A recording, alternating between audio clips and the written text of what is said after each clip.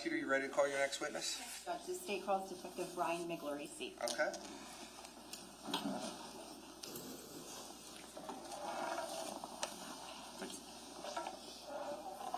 Morning, sir.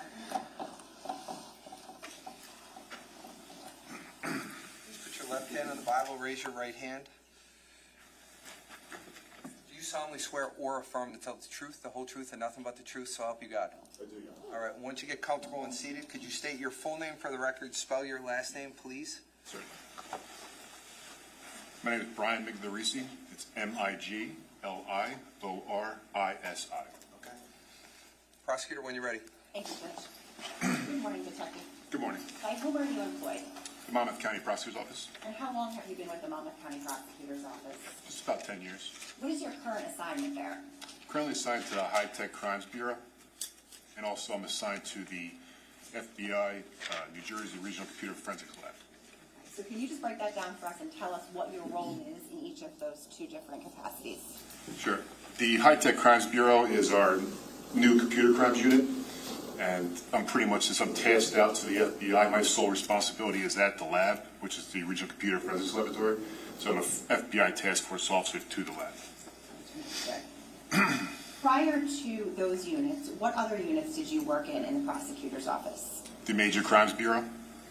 And when was that? That was between 2021 to 2025.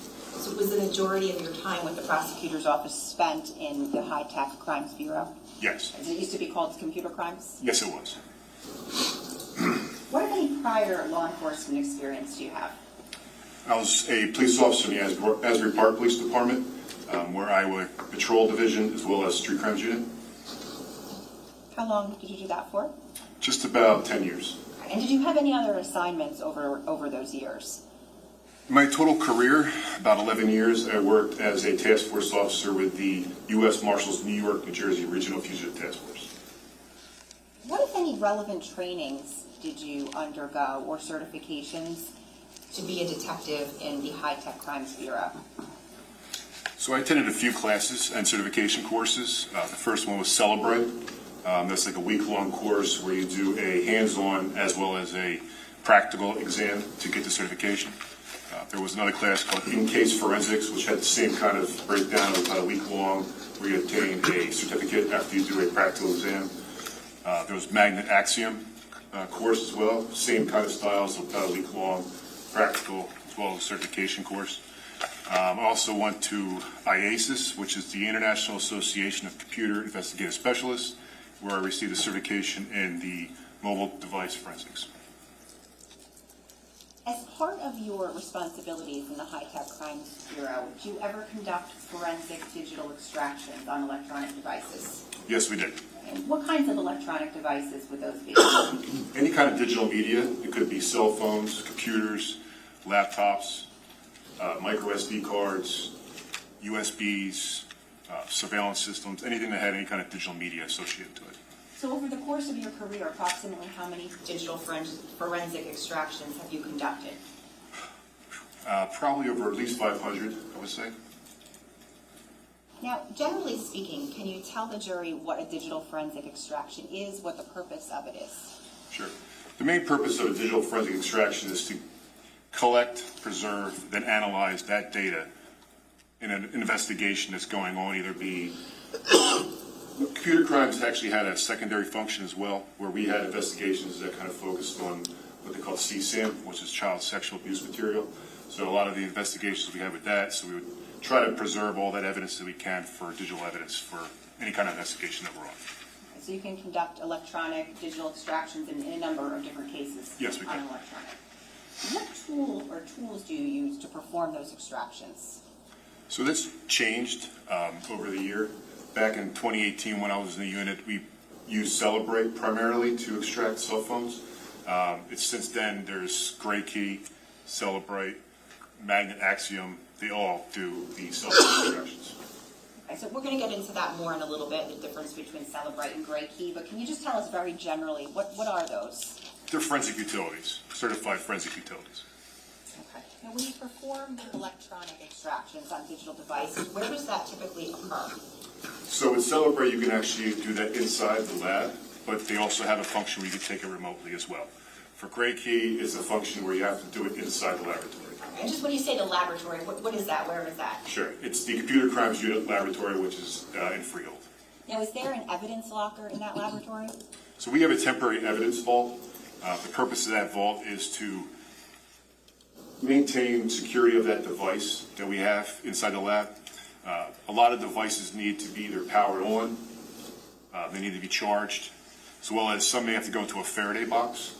And the Faraday box, what that does is you put a device inside of it, primarily mobile devices. It blocks out cell phone signals, Bluetooth, Wi-Fi, so that way nobody can remote in and wipe that device. Okay. So just to be clear, there's an evidence vault in the Computer Crimes Unit laboratory, is that right? Correct. It's a temporary vault, so that way we can do the forensics and keep an eye on the evidence securely in the lab. And then there's also a main evidence vault. is that Correct. Yes. And when you log things or take items of evidence, specifically electronics, and you put them into either of those vaults, is there any paperwork that goes along with that? Yes, there is. Can you tell us about that? There's evidence property receipts that are filled up from the detective to me. Okay. Can you take us through the process of how you conduct an electronic forensic extraction? Sure. So the biggest problem with computer forensics is that it changes frequently. We're always behind the game when it comes to cell phone forensics. We have to play catch up to the manufacturers of cell phones, the manufacturers' operating systems. So it's hard to fully explain all of it, but back in 2018, the way that we did our forensics then is different than what they do now. So in 2018, there was primarily two different operating systems. There's the Android operating system and the iOS, which is Apple. Each one would celebrate, you could get a different level of extraction. The Android, you could get a basic extraction, which would be called a logical extraction. And that's like if you were to just open up your phone, you see what you get, and that's all you get in that extraction. Then you would have the next level, which would be the file system, which would be stuff inside the logical, as well as some additional data. Databases, file structures, and potentially you can get some deleted information from a file system extraction. The top one for the Android would be a physical extraction, which would be getting every single 1 and 0, every piece of data inside that chip inside the phone, and then you can parse that data out. Android is different than Apple iOS.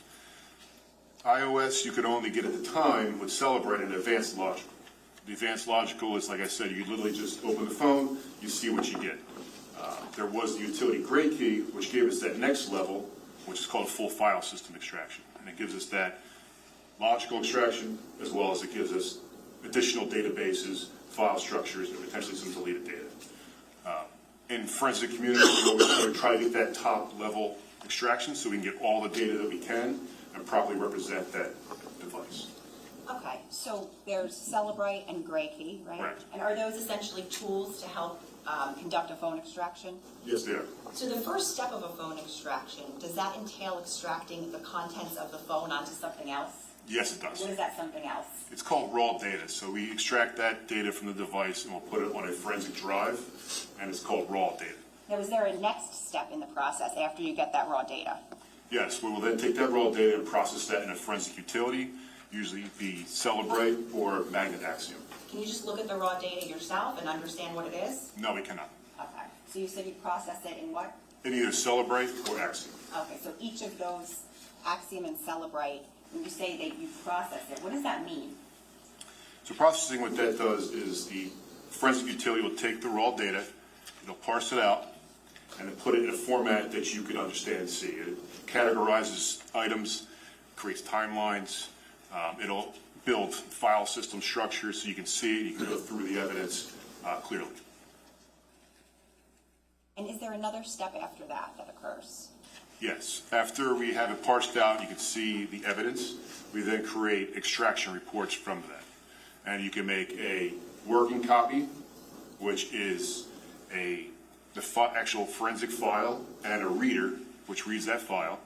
And then there's also the PDF copy that we create. And the PDF could be hundreds of thousands of pages. So it's a little more difficult to go through a PDF file, but we do both of them at the same time. And the working copy and the PDF file, do they contain the exact same information? Yes, they do. When a forensic extraction is performed using Gray Key, what are some of the pertinent databases that are pulled from the phone? So there's a few databases that are very important when it comes to iPhone forensics. The main one is Knowledge C. It's a SQLite database. And what that is basically, looks just like an Excel spreadsheet, and the data is stored in individual columns and rows. And then when an app needs that data, it'll actually call that location on the spreadsheet or database, pull it, and present it on the phone so that way you can see it as a user. And is that database, Knowledge C, does that only apply to iPhones? Yes, it does. Okay. Do you know what the purpose of having that database is on an iPhone? So it's actually created by iOS or Apple. It's a hidden database that actually stores pretty much just about every user activity on the device. It could be your web history, calls, texts. It also stores status of the device. So it could be if it's plugged in, charging, if the screen is on or off. You could pretty much take the data from that and build a timeline of the user's activity on the device. Now, is the purpose of it essentially to help the iPhone or Apple learn the user's behavior? Yes, Is it also helpful, though, to forensic investigators as well? absolutely.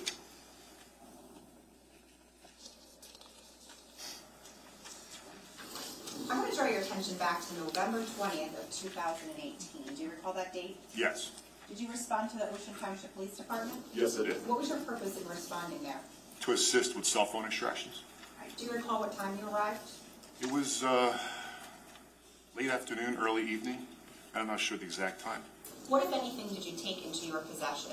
There were cell phones, a couple of extractions I did at the Ocean Township Police Department, but there was also a phone that I took back to our computer crimes laboratory. Okay, a couple of extractions that you did at the police department. Whose phones were those? Susan, Marissa, and Kate Caneiro. The last name? I'm sorry. Caneiro. Okay. And you indicated there was another device you took possession of? Yes, I did. What was that? It was an Apple iPhone X that belonged to Paul Caneiro. And who did you take possession of that from? Detective Catalona. When you took possession of that iPhone, what did you do with it? I took it back to the computer crimes laboratory and put it in our Faraday box so that way it could be properly secured. The next day, November 21st of 2018, did you perform a forensic examination or extraction of that phone? Yes, I attempted to extract the device, yes. Now, was the phone password Can protected? we just take a break for 5 minutes? Everyone can hang out for a minute. Jurors, can you go into the jury room for a second?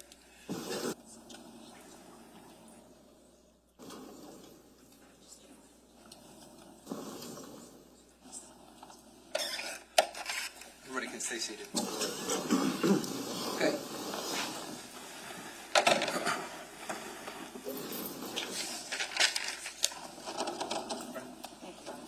Detective, did you perform an extraction on that cell phone, the iPhone X, the next day on 11/21/18? Yes, I did. Okay, and where did you perform that extraction at? At the computer crimes lab. And what tool did you use? Celebrate. Now, once that extraction was complete, what did you learn? The Celebrate showed that the Apple iTunes backup file was encrypted. What does that mean, encrypted? So Celebrate, when it would extract a device, especially with Apple iPhones, it would utilize a backup file, which would be like if you were to lose your iPhone today and you go to the store, you would use that backup file to reinstate into the new phone. So that way it looks like your old phone. There's could be a little bit of window depending upon the last time you backed it up, so the information could not fully be there, but it all bases upon when you last backed up your phone. A user can also set a password on that backup file to encrypt that file. So user set password, and it's usually set when you set up your new device. And were you ultimately able to extract that phone? Yes, I was. Okay, can you tell us the steps that you took? Sure. So I started researching on Apple's website about how to reset or the iTunes backup password, and on their site it actually explained that you can go to the settings in the device, reset the settings, and that will take off the password on the backup file and not affect any of the data on the phone. Ultimately, was there information that was extracted off of that phone Yes, through Celebrate? correct. Okay, and what happened to that information? Where did it go? That information is stored on a digital forensics drive. Now, was there a second extraction performed on that device using Gray Key? Yes, it was. Do you recall when that was done? That was on November 28th of 2018, And where was that done? Burlington County Prosecutor's Office. Can you tell us about that process and what your role was? Sure. In the forensic community, we're fairly small, and once somebody gets a new tool, we all talk about it. We're forensic nerds a little bit, so we knew that Burlington County got the Gray Key device, and it was something that we talked about in the forensic community, that it was good for getting an Apple iPhone extraction, especially with a full file system extraction. You get a lot more data, a lot more of the databases, and also Gray Key at the time didn't need that backup password, and it could pull the same data Celebrate could, plus the databases and file system structure. Okay, so on November 28th of 2018, what specifically did you do with that phone? I took it to the Burlington County Prosecutor's Office. And what did you do with it there? What happened to it there? I met a detective there, Jen Allen, and she then extracted the device. Well, I gave the device to her so she could connect it to Gray Key to extract it. Were you there when she connected it to Gray Key? Yes, I was. Okay, and just, how does that work? Is it just a port that gets plugged in, or? So when Gray Key first came out, or at least back then, we were kind of told it's a law enforcement sensitive device. And that was because it was created for law enforcement to help us, because Apple was creating features on the device or on the phone that stopped us from doing the examination. So it was kind of something that we tried to keep to the community of law enforcement forensics, so that way we can get into the device. So at the time when she connected the phone to the Gray Key, there is features the Gray Key does to extract that data that we weren't supposed to discuss at the time, because it was like a law enforcement sensitive features to that device. But also because of it being, it's a new device, it was a newer device, that sometimes as updates come out with iPhones, operating systems, our forensic utilities also have to update. So sometimes when you connect the device initially, it may say, all right, well, we need to update this device as well. And sometimes you have to wait for that update to come out. So it could be you plug it in, you could get errors, but then you can also retry it. And then sometimes after an update comes out, then you could connect it and it'll get that extraction. So how long did that phone extraction take to actually finish? She told me it was completed on December 10th of 2018. And on December 10th of 2018, where did you go? I went to the Burlington County Prosecutor's Office. Okay, what did you do? I retrieved the phone and the forensic drive. The raw data was off from Gray Key. And what did you do with that raw data? I brought it back to the Computer Crimes Laboratory, the Monmouth County Prosecutor's Office, Computer Crimes Laboratory. And then what did you do with it there? I put that through Celebrate and parsed out the data. Now, once you did that, were any reports created? Yes, the working copy as well as the PDF. Okay. Are those two, when you say the working copy, where was that stored? So that's stored all on a digital. So the other issue that happens in that time era of 2018 is that these phones started getting really large in data size. And originally, back then, we could extract the device, put it on a CD-ROM, DVD, a single-layer Blu-ray, and give it to the detective in like 2 hours. But these phones started getting so large in data that it took a lot of time, and we ran into a problem with how we're going to store that data. So we had to use forensic hard drives instead of doing CD-ROMs or Blu-rays. The PDF, where was that stored? It had to go in a forensic drive. Okay. Was it ultimately put onto something else for purposes of a trial presentation? Yes, it was. What was that? It was on a external hard drive. Okay. And was the PDF also printed out into binders? Yes, it was. Okay, and do you recall how many? Binders that was? It was extensive. It was, I'm going to say that it had to be well over 500,000 pages. The phone itself was right around 246 gigs of information, so that's a lot of data.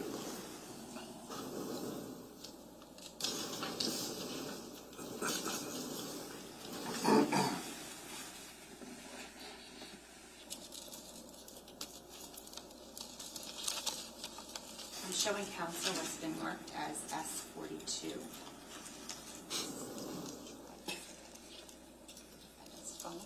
The phone itself, S420. S138, evidence property receipt, and S423, evidence property receipt. May I approach Judge? You can. Detective, I'm showing you a couple of different items here. Let's start with item 420. Yes, All right. First, can you just tell me if you recognize any of the writing on there? I do, yes. What is that? This is Paul Caneiro's cell phone written on the evidence bag. Okay. And is there an evidence number on there? Yes, there is. What is that?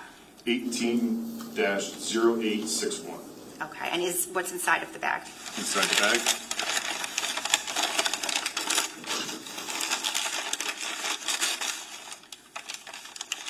is what we call a basic Faraday bag. It's basically like tinfoil, and it protects the phone additionally. And inside of that is a black Apple iPhone in a black and clear case. Okay, is this the phone that we've been talking about, Mr. Caneiro's cell phone? Yes, it is. Okay, thank you. You can put that back in there. I'm going to show you now what's been marked as S138. Do you recognize that? Yes. And what is that? This is a Monmouth County evidence property receipt. Okay, and specifically, what is it a receipt for?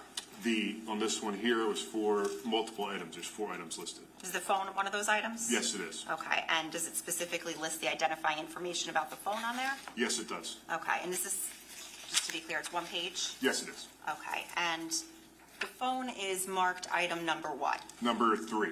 Okay, and is your signature anywhere on here? Yes, it is. Okay, can you just explain how your signature got on there and what happened with the phone when you filled out this document? Yes, when Detective Catalona provided me the phone, he also gave me this form, and I signed my name at the bottom stating that I received it.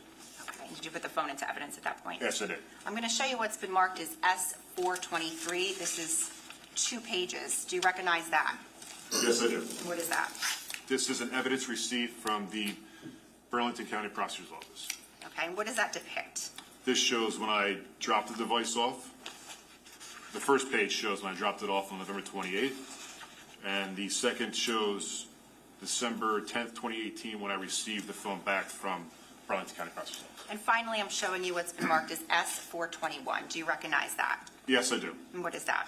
This is a USB that contains the PDF and working copy of Paul Caneiro's instruction. Thank you.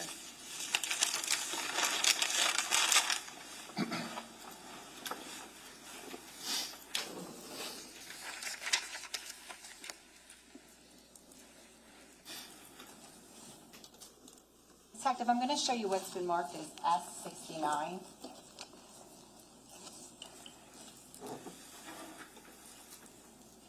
And this is, S69 is going to consist of 4 binders, but I'm going to ask you if you recognize these. I'll go grab the other 2.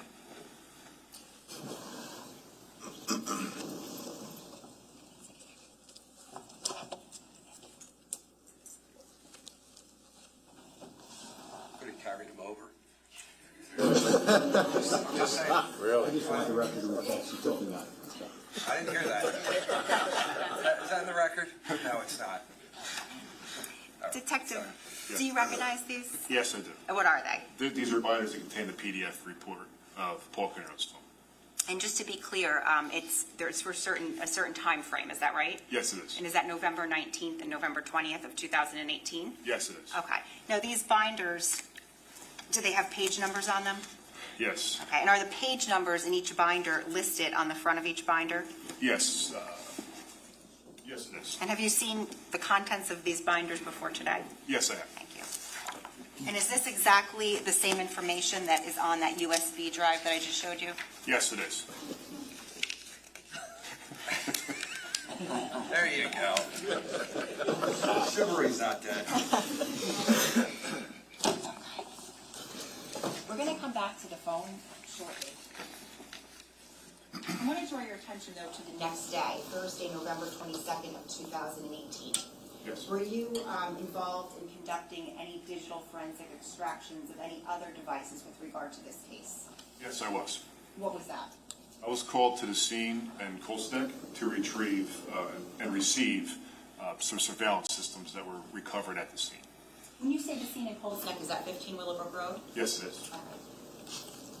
When you responded to the scene, what, if anything, did you take possession of? It was 6 Wise cameras and 1 GE surveillance unit. And who did you take possession of those from? Detective Steve Vogt. Now, you indicated a DVR system? Is that what you said you Yes. took possession of as well? Yes. Where was that located? I was told that was in the basement of the house. What, if anything, did you notice about that DVR system? There was a lot of fire damage to it. Well, and when I say fire damage, it's not just flames, but also smoke. There was some smoke damage to it, and it was wet a little bit, but it wasn't drastically drenched. But there was definitely some physical damage to the device. Now, on November 23rd, the next day of 2018, where did you make any requests with regard to that DVR? Yes, I requested the New Jersey Regional Computer Forensics Laboratory to try to do an examination on that DVR system. Okay, and did they try to do that? Yes, they did. Okay, were they able to? No, they were not. Why not? They stated that it appeared that the device wasn't functioning properly, and they did not get any kind of data from the device. So on November 22nd of 2018, when you took possession of those security cameras, what did you do with them? They were at our evidence vault, temp vault. Okay, and did you say there were 6 of them? Yes, there was. Okay, I'm going to show you what has been marked as S291. I'm showing counsel. Detective, do you recognize that? Yes, I do. What is that? This is an evidence property sheet. What does it depict? It shows 6 items that were signed over to me from Stephen Vogt, Detective Stephen Vogt. Now, are those the WISE cameras, just to be clear? Yes, they are. There were 6 of them? Yes. What is a WISE camera? It's a small camera that actually could be self-contained units. That way it actually will, inside the camera there is a micro SD card that'll save some of the footage that that camera itself is viewing. Did these cameras have SD cards in them? Yes, there are micro SD cards. Did you do anything with these particular cameras in regard to conducting any exams of them? Yes, I first document them with photographs, and then I would take the micro SD cards out and utilizing a write blocker, which protects the device, the original electronic device, or in this case, the micro SD card, so I can make a forensic image of that device, and then I can then work off that forensic image without disturbing any of the original evidence. Why is that necessary? So that way you don't have to do anything with the original evidence. You can actually work right off the image because it's a direct copy of that micro SD card. Okay. I just want to back up for a second. Sure. So when did you perform that imaging of these cameras? Do you recall what date? It started when I received the cameras, and then that continued because it took some time to do each one. So I would say it was probably over the course of a week, week and a half, to finish all the cameras up. Prior to conducting those examinations, did you take any photographs of them? Yes, I did. I'm showing counsel what's been marked as S61.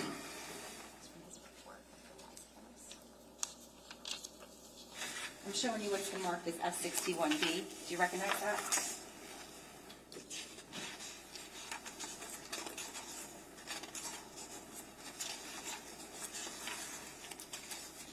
Yes, these are the cameras, the pictures I took of the WISE cameras. Going through those photos, can you tell us how many there are there? Sure.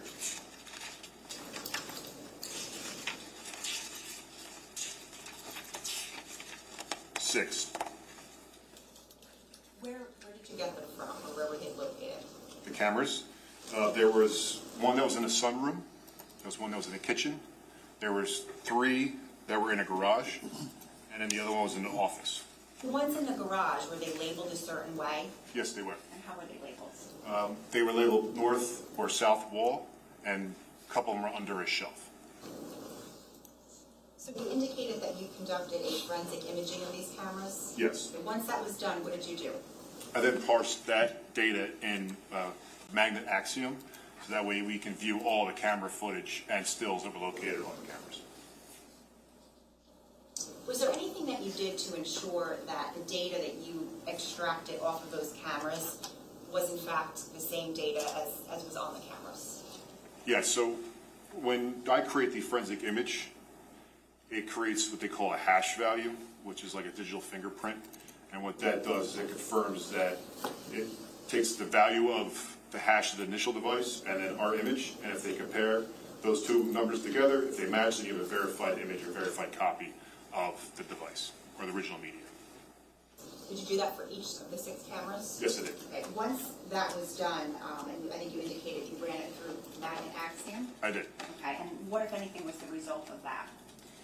It produced over 100,000 video clips and still images. Okay, those video clips and still images, when did they date back to? Roughly October of 2018. Okay, and can you just explain to us how you observed them, how they presented on the data that you extracted? What do they look like? So on the Axiom has a built-in video viewer, so you can actually, as you're in the program Axiom, you can actually then replay the clips. And they were set in about roughly a 1 minute clip each. Are there timestamps on those clips? Yes, there is. Were those timestamps accurate? Yes, there were. How do you know that? Those times are compared to events that occurred on the Paul Caneiro cell phone. Did you review any of those clips, the 1 minute clips? Yes, I did. Okay. Do you recall about which ones and how many you reviewed? So with the Axiom program, you can actually make a timeline. So what I did was I went back roughly a day or so from when they shut down. I showed them shutting down right around 2:52 a.m. So then I went back roughly about a day and started reviewing some of the camera footage. Was there any other detectives that you reviewed the footage in conjunction with? Yes, there was. Who was that? Lieutenant Patrizzillo? Is he the lead detective from the Major Crimes Unit on this? Yes, he is.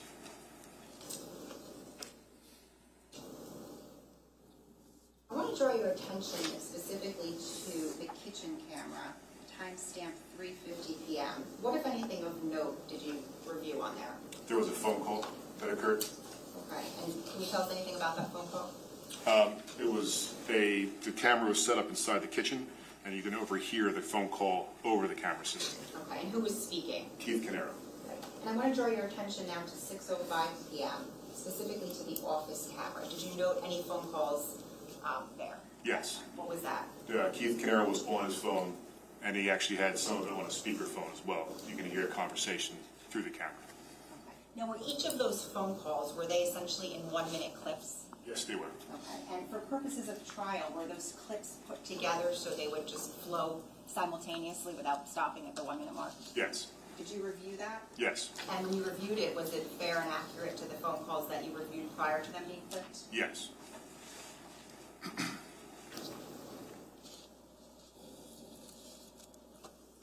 I'm going to show you what's been marked as S66, the kitchen and office phone calls. Did you register that? Detective, what was the number of those photos? S61B, sir. 61B. Okay, great.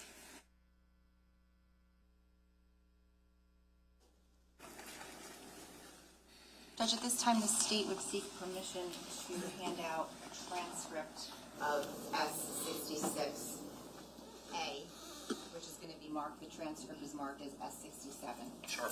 So, ladies and gentlemen, if you remember, we talked about the transcripts in the past, but we're going to talk about them again now. So, you will be provided with a transcript, and that is something that has been reviewed to be supplied to you.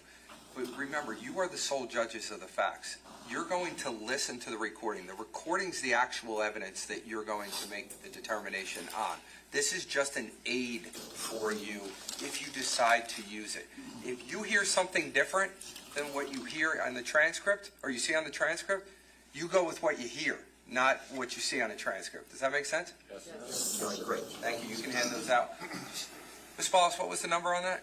It is S67, Your Honor. All right.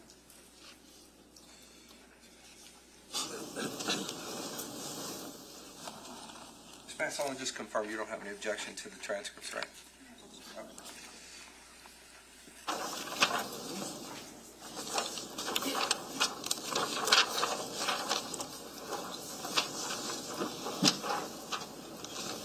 Judge, I have a copy for the court. That's great. Thank you.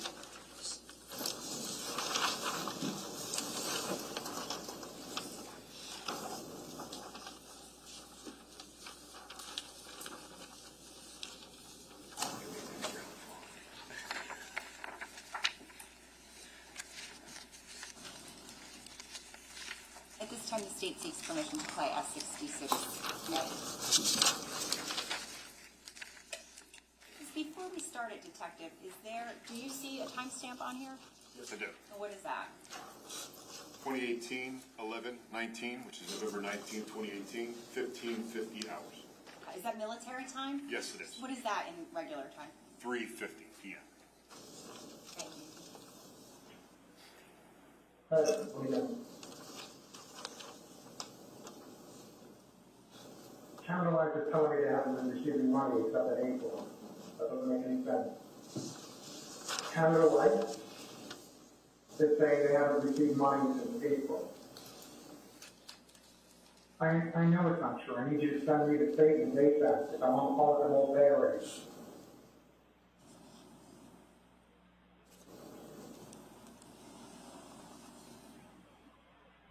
I need to access the money.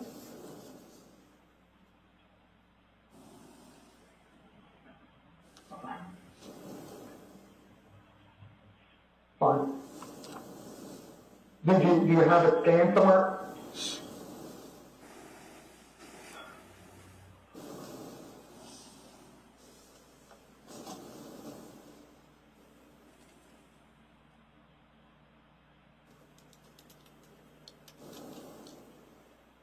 Do you have it scanned in Evernote? Can I log into it and grab it? Do you have the online access? I'll just go online and see it. You don't have the online access?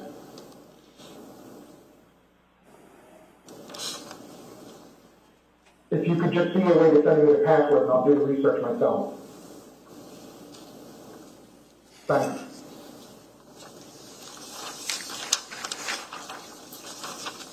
Detective, did that fairly and accurately portray what you initially watched when you watched this particular call? Yes, it does. At this time, the state would seek permission to play S66B. 66B? Okay. S66 off left. The other ones, the transcript for that is S68.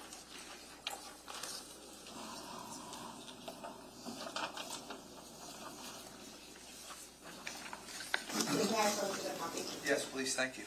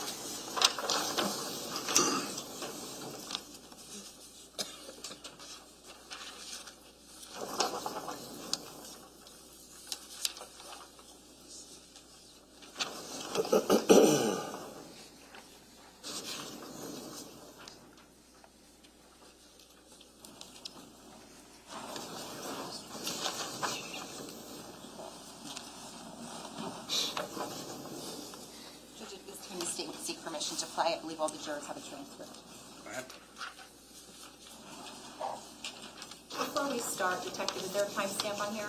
Yes, there is. What is that?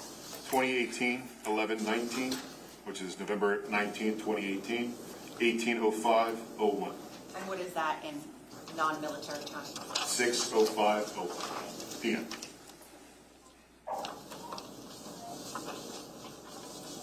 Hey, Jim, how are you? Sorry, they're calling the house line. I'm looking for Paul. I know he's sleeping, but I need to talk to him. Yeah, that's fine. Thanks. Yeah, please. I'm on my mobile. Thanks. Yeah, thanks. Bye.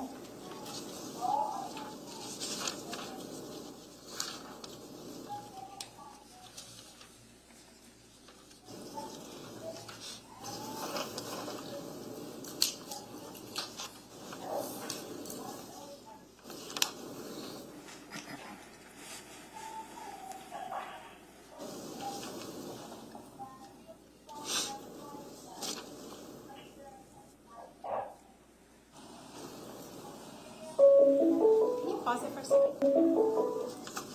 Detective, what's the timestamp on here? 2018-11-19, 18:06:01. Okay, what do we just hear? A phone call. Thank you. Hey. I just spent the last hour and a half on the phone with the insurance company. They're saying they haven't received any money and that they took a loan against my account and they're taking another one in October, which is just in October. I need to know, show me where you're sending the checks in online. You're writing them out online. I need to know where they're going. I need you to wake up there and do it. Short of you being dead, I need to see the stuff. You need to log into your account then. You log into the TV account. Give me the log into the TV account. Your TV account, you don't know yours? You don't know your TV login? Go find it and give it to me. I need to see it now, Paul. I need to see it. I need to see it now. I need it. I understand, Paul. I understand that. I've just been here today. Paul, I'm telling you. I need it. I need it. I need it. Give me the fucking login, Paul. Give me the login, Paul.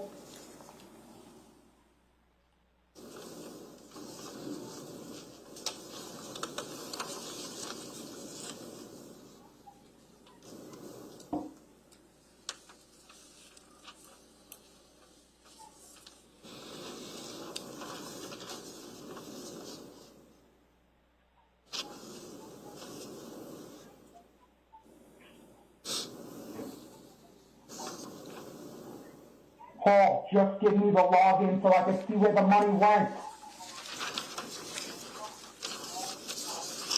Then get on your computer and tell me where the money went. Paul, somebody else could read it to you there. I need to know where that money went.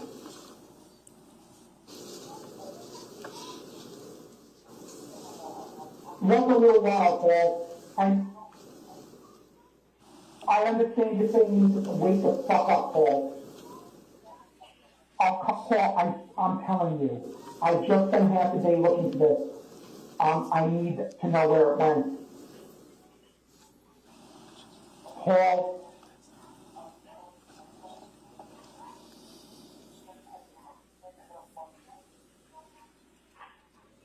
Paul.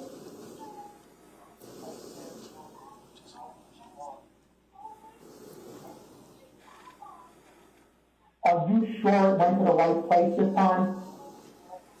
You have cash checks? You have cash checks?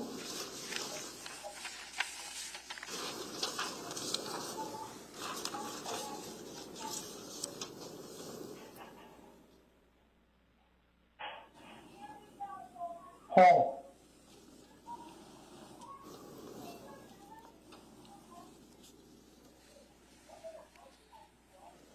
I hear what you're saying. Paul, I'm worried. I need to know where it went. Alright, an hour or two. An hour or two. An hour or two, Paul. That means by 8 o'clock.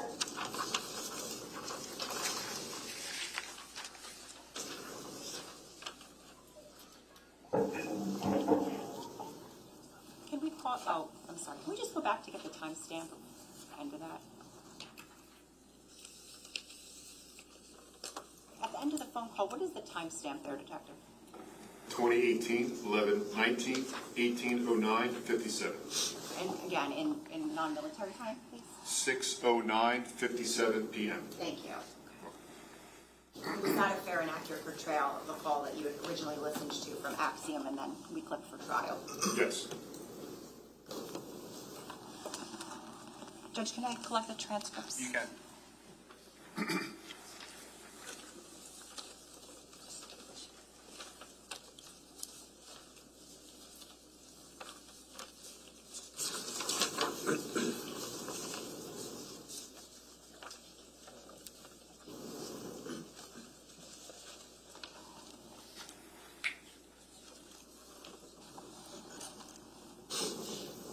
Detective, I'd like to go back to the phone extraction that you conducted. On 11/21/18, did you take any photographs? Yes. Okay, and specifically was that of Mr. Caneiro's cell phone? Yes, it was. I'm showing counsel what's been marked as S61A.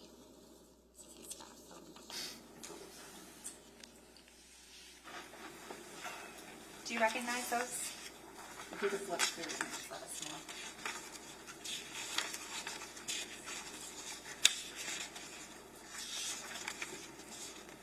Yes, I do. Okay, and what is that? These are photographs that I took of an overall of Paul Caneiro's cell phone, as well as the active apps that were going on with the device. Judge, permission to publish S61A.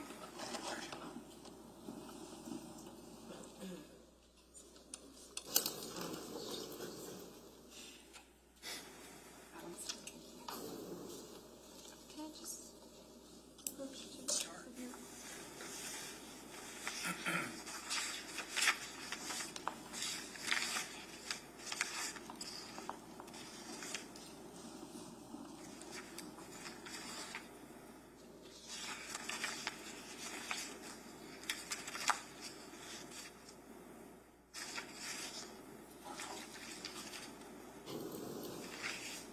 Judge, can I have a moment? Sure.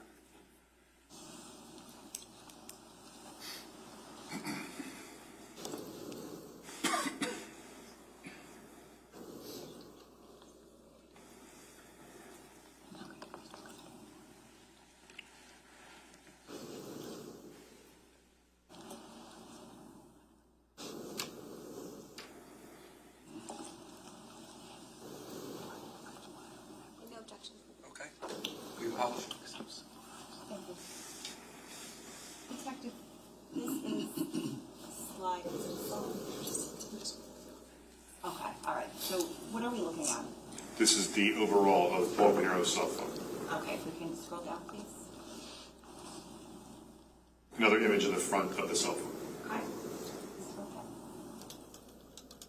An image of the rear of the cell phone, or the back of the cell phone. And just, are these the photos you're talking? Yes, there. Okay, can you scroll down again? Detective, what are we looking at here? So on Apple iPhones, you can actually see the active apps that are running in the background. You have to kind of do it quickly when you take the photograph, but you can swipe off from the left over and you can see the active apps that are running. So this is a photograph of active apps that are running in the phone. Is this an app in particular or something else? They appear to all be apps, and it could be either be web browsing, could be an application. There are various things that are running right now. Okay, if you can scroll down, please. Detective, what is that we're looking at? That is another application that's running called Secure Line. Do you know what application that is? I'm not aware of Secure Line, no. Okay, and can you scroll down again, please? And what are we looking at here? This is a WhatsApp application that's open, and it states the name Paul Caneiro. Okay, and one more, please. And just for the record, this is the last page on S61A. What are we looking at here? This is QT View Device Info application. What is that? That appears to be a surveillance system application. Okay, and it is open on the phone? Yes, it is. When you downloaded the material from the phone, was this something that was already open or did you open this yourself? This is already open. Thank you.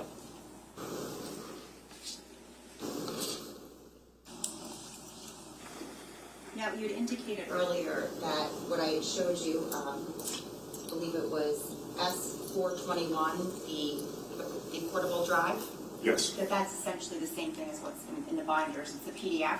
correct. Okay, and you reviewed, Some of that PDF? Yes, I did. okay, Judge, the state seeks permission to publish certain pages from that PDF. Any objection? No. Okay, go ahead. Thank you. please have page 1.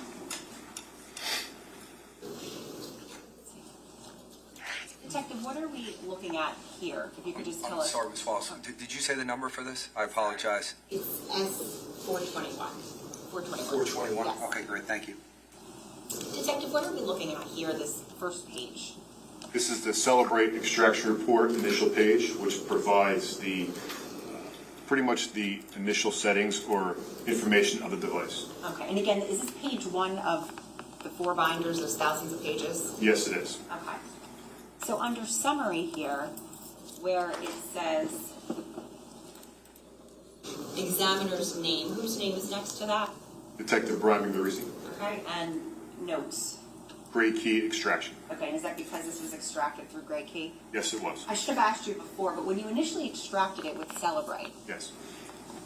is the same information from Celebrate on the Gray Key?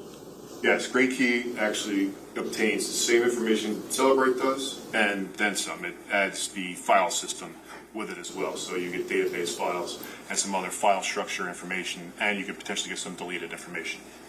Okay, if you can see under where it says, Source extraction, time zone settings, Yes, one above that, decoding start date time, do you see that? yes. okay, what does that mean?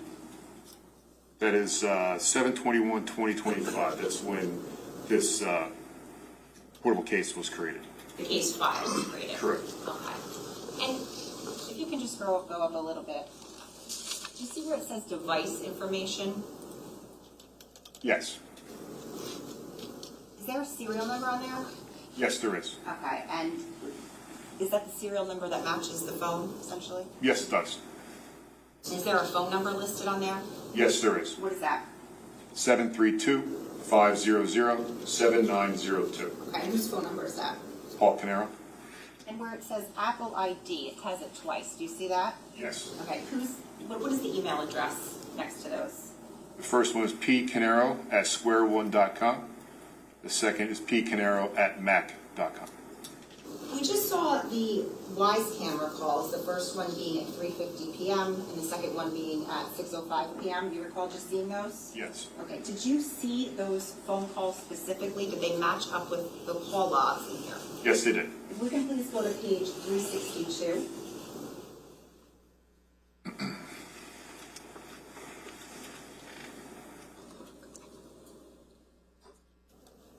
Detective, is this, I'm sorry, a page of the call logs? Yes, it is. Specifically, is it the first page of the call logs? Yes, it is. Okay, can you just explain the top of the call logs where it says like number, parties, timestamp, what all of that means?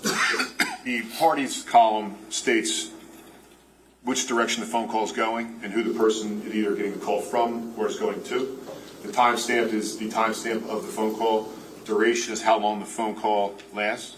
The status is if it's going to be answered or unanswered. Country code is where the network or the cell network connects from. Additional information is network name. Sometimes you can get, if it comes across a Verizon network or T-Mobile, it may specify that. And then the source info is where it's found inside the file system structure of the phone. You can please go To page 364 of the call logs?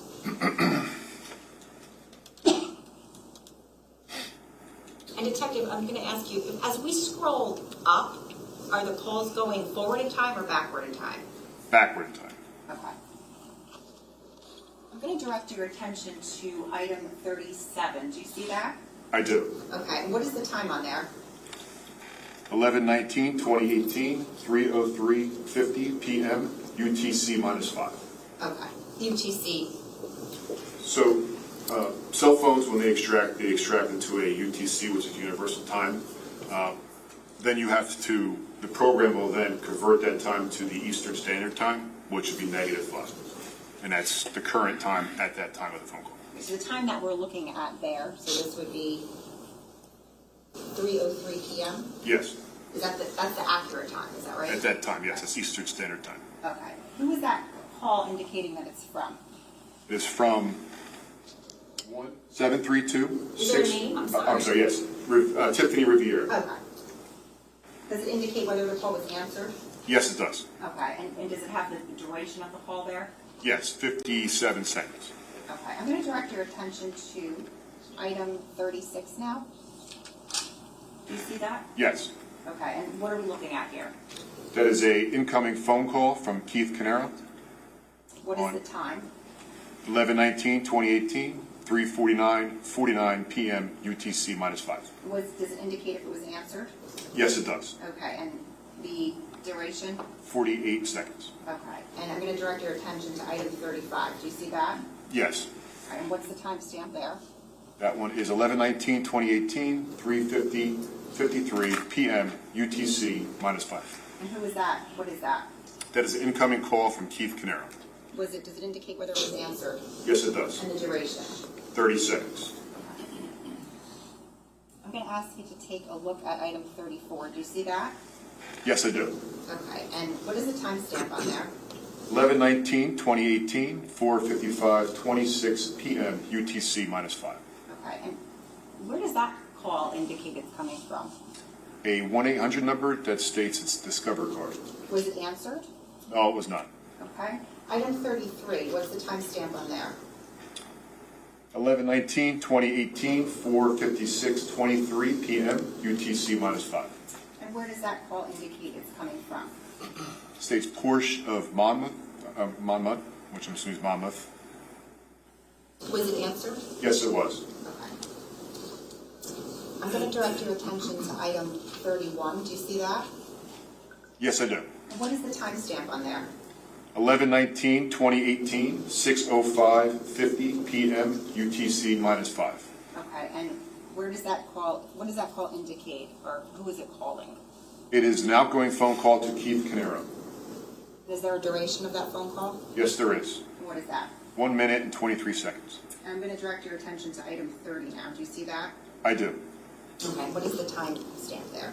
11/19/2018, 6:07:38 p.m. UTC -5. Okay, and what does it indicate? Who, if anyone, is calling? Is an incoming call from Keith Caneiro. Was it answered? Yes, it was. And the duration? 2 minutes and 3 seconds. Okay, you indicated before that when you watched the WISE cameras, you matched up the timestamps to the call logs? Correct. Just to be clear, it looks like there are 2 calls here. Yes. Okay, were you able to determine why it looks like there's 2 calls there? It appears the phone call may have been dropped in between the conversation. Okay, and do you recall when we watched specifically the last call in the office that there was a little bit of a lag time? Yes, there was. Detective, based upon your review of this cell phone extraction, does Mr. Caneiro's phone Ever call Keith Caneiro again on 11/19 of 2018? No. Now, the next activity in the call log, if we can look at item 29, please. Do you see that? Yes. So we're now at 11/20/18. Do you see that? Correct. And what's the timestamp there? 4:57:48 a.m. UTC -5. 4:57:48. And what does that reflect? It's an incoming call from Central Station Alarm. Was that call answered? No, it was not. Okay, I'm going to come back to this page shortly. I'd like it if we can go to please page 564.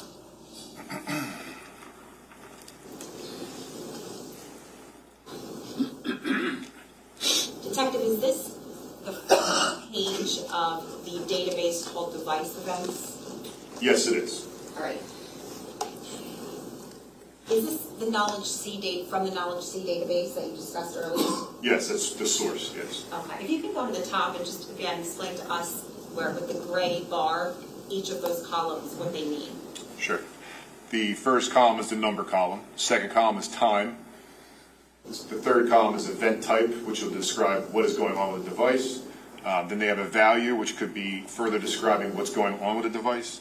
Additional info is there in case there needs to be more further description of what is going on with the device.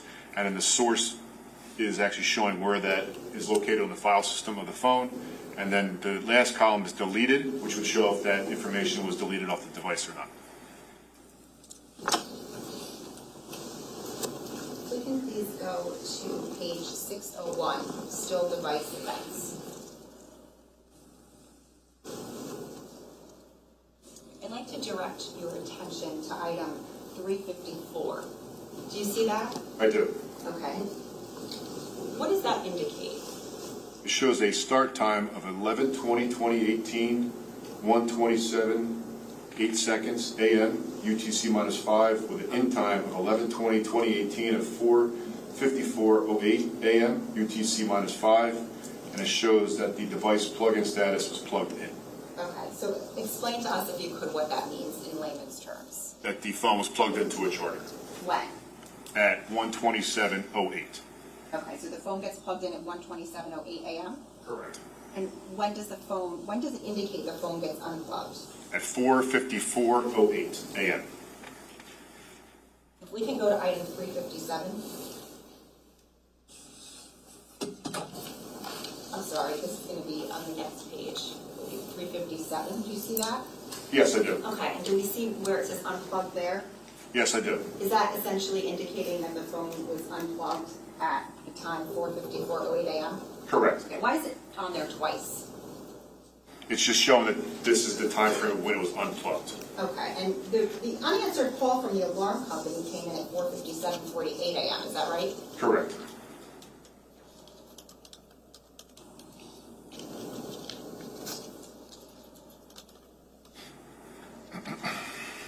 You see where it says display on, off? Yes. What does that mean? That means the screen of the device was turned either on or off. Okay. And if we can just go back to the previous page. Okay, if we could just scroll up. All the way up. Okay. Do you see where it says display on, off, and there's various times there? Yes. Okay. What does that indicate? That the user of the device is turning on and off the screen.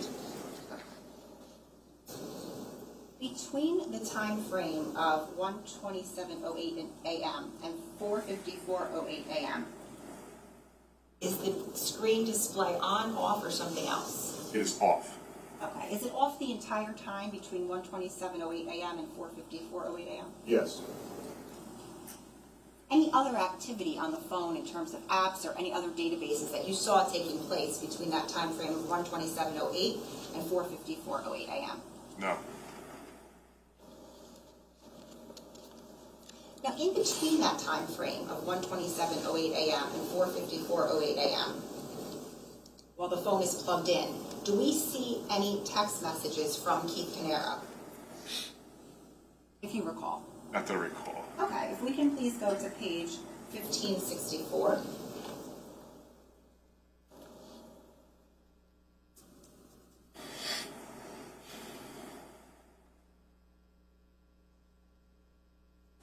I'm going to direct your attention to item 4342. Yes, Do you see that? I do. Okay. What does that reflect there? It shows an instant message or a text message incoming From who? from Keith Caneiro, And what is the time there? 11/20/2018, 3:14:58 a.m. UTC -5. Now, is the content of that text message, what was said, located somewhere within that column? Yes, it is in the second to last column. And what does it say? My power is totally out at home. Total AC failure. I'm going to direct your attention to page 1565, which is the next page over. It's going to be item 4344. Tell me when you see that. Yes. Okay, and what do we see there? It's an instant message incoming at 11/20/2018, 3:15:01 a.m. UTC -5, and it's coming from Keith Caneiro. And what does the content of that message say? I used the manual switch in the basement, but nothing is working. If we can go to item 4346, tell me when you see that. Yes. What are we looking at there? An instant message incoming, 11/20/2018, 3:17:59 a.m. UTC -5, from Keith Caneiro, and the message was, I'm not even sure what to do. Okay. And finally, if we could go to item 4348, and just tell me when you see that. Yes. It's another instant message incoming, 11/20/2018, 3:13 a.m. UTC -5, from Keith Caneiro. The generator says AC failure. Going outside to see if the generator is in the right mode. And that's at 3:13 a.m.? Correct. Thank you. I'm going to keep that up. I just want to show you what's been marked as S70. I'm showing council.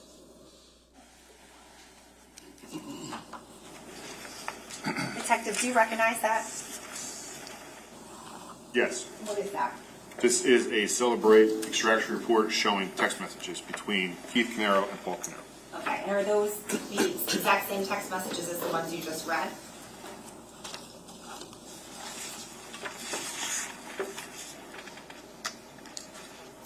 Yes, they are. Okay. Why does it look a little bit different? So part of Celebrate is you can actually, when you create the report, you can make it look like a text message bubble, so it's a little more easier to understand or easier to read. Now, on those text messages, does it indicate what time they were quote-unquote read? Yes. And what time was that? says here, There's a light on the side there if you want to. thank you. 11/20/2018, 3:14:58 a.m. UTC -5. They were actually, do you see where it says 5:03:28 a.m.? I'm sorry, yes. Okay, Is that when they were actually? Yes, they were. Quote unquote read on the defendant's cell phone? Yes. Okay. I can take that back from you.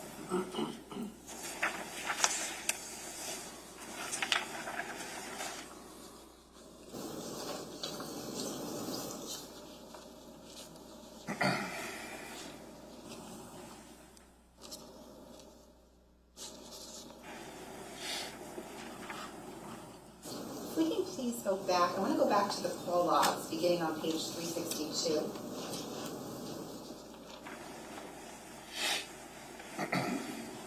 We left off, I believe it was at 4:54:08 a.m. with the phone being unplugged. Do you recall that? Yes. On page 364, we can go back. I just want to draw your attention to item 28. You see that? Yes, I do. And what is that? It is a incoming from Watchlight /ALAR, 11/20/2018, 4:59:56 a.m. UTC -5. Shows not answered. Okay, item 27, what are we looking at there? This is a outgoing to Keith Caneiro, 11/20/2018, 5:04:09 a.m. UTC -5. Okay, just to be clear, it's an outgoing call from the defendant's phone to Keith Caneiro's phone at that time? Correct. Okay, item 26? It is a outgoing call to Keith Caneiro, 11/20/2018, 5:04:37 a.m. UTC -5. Item 25. Is an outgoing call to Corey Caneiro, 11/20/2018, 5:08:12 a.m. UTC -5. Item 24. An outgoing call to Tiffany Rivera, 11/20/2018, 5:10:31 a.m. UTC -5. Okay, if we could go to item 23. Outgoing call to Keith Caneiro, 11/20/2018, 5:28:53 a.m. UTC -5. Item 22, what is that? It's another outgoing call to Corey Caneiro at 11/20/2018, 5:29:27 a.m. UTC -5. Item 20? Outgoing call to Jennifer Caneiro, 11/20/2018, 5:35:23 a.m. UTC -5. And then item 16. An incoming call from Chubb, 11/20/2018, 9:12:29 a.m. UTC -5, and it was not answered.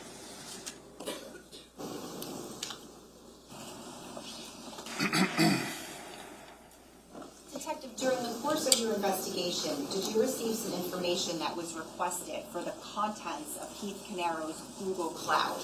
Yes, I did. Okay, and just, if you could summarize, what is the Google Cloud? Ultimately, it's a cloud service where you can store data.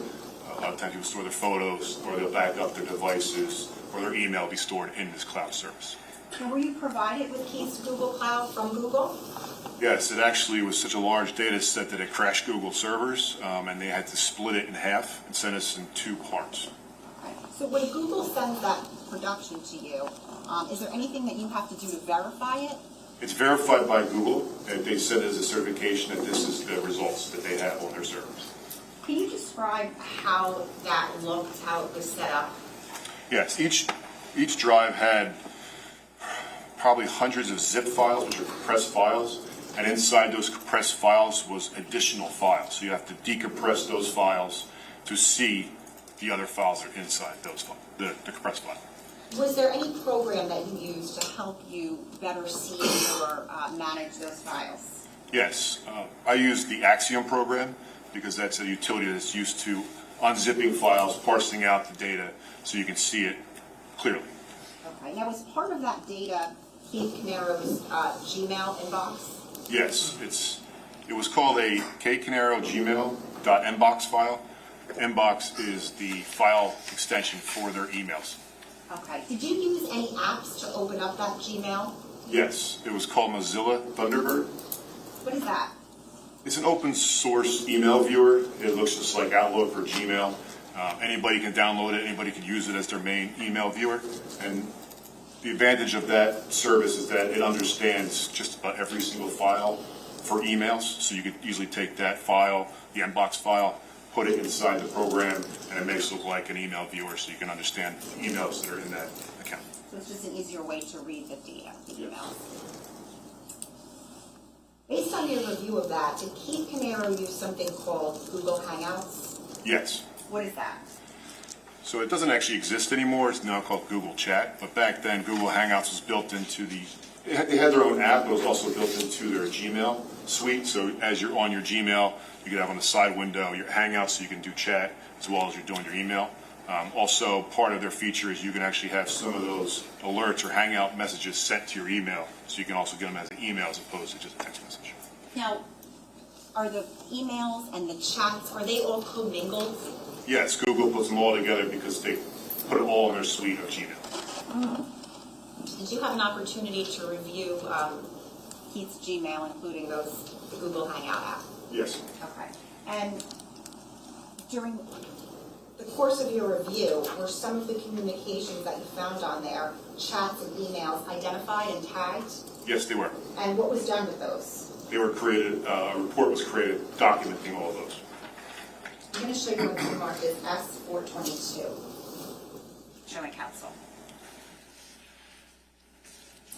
I'm showing you what's been marked as S422. Do you recognize that? Yes, I do. And what is that? This is a disk that contains those tags, or the emails that were on that Google Drive. Okay, and did you essentially put them on here, just an easier way to read? Yes. And when you open this, what format are they in?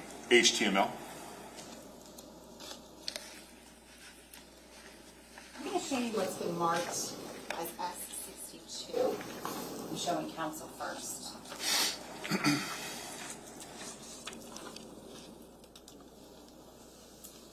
Do you recognize What I'm showing you here, Detective.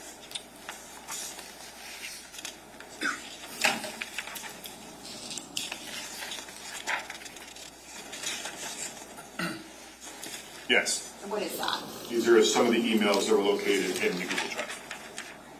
Judge, the state would seek permission to publish S422, specifically emails and content of S62, which is the pages that the detective has up there.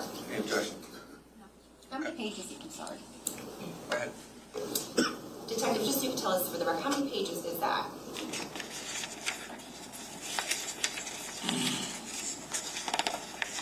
Five pages. All right, okay. All right, if we can publish.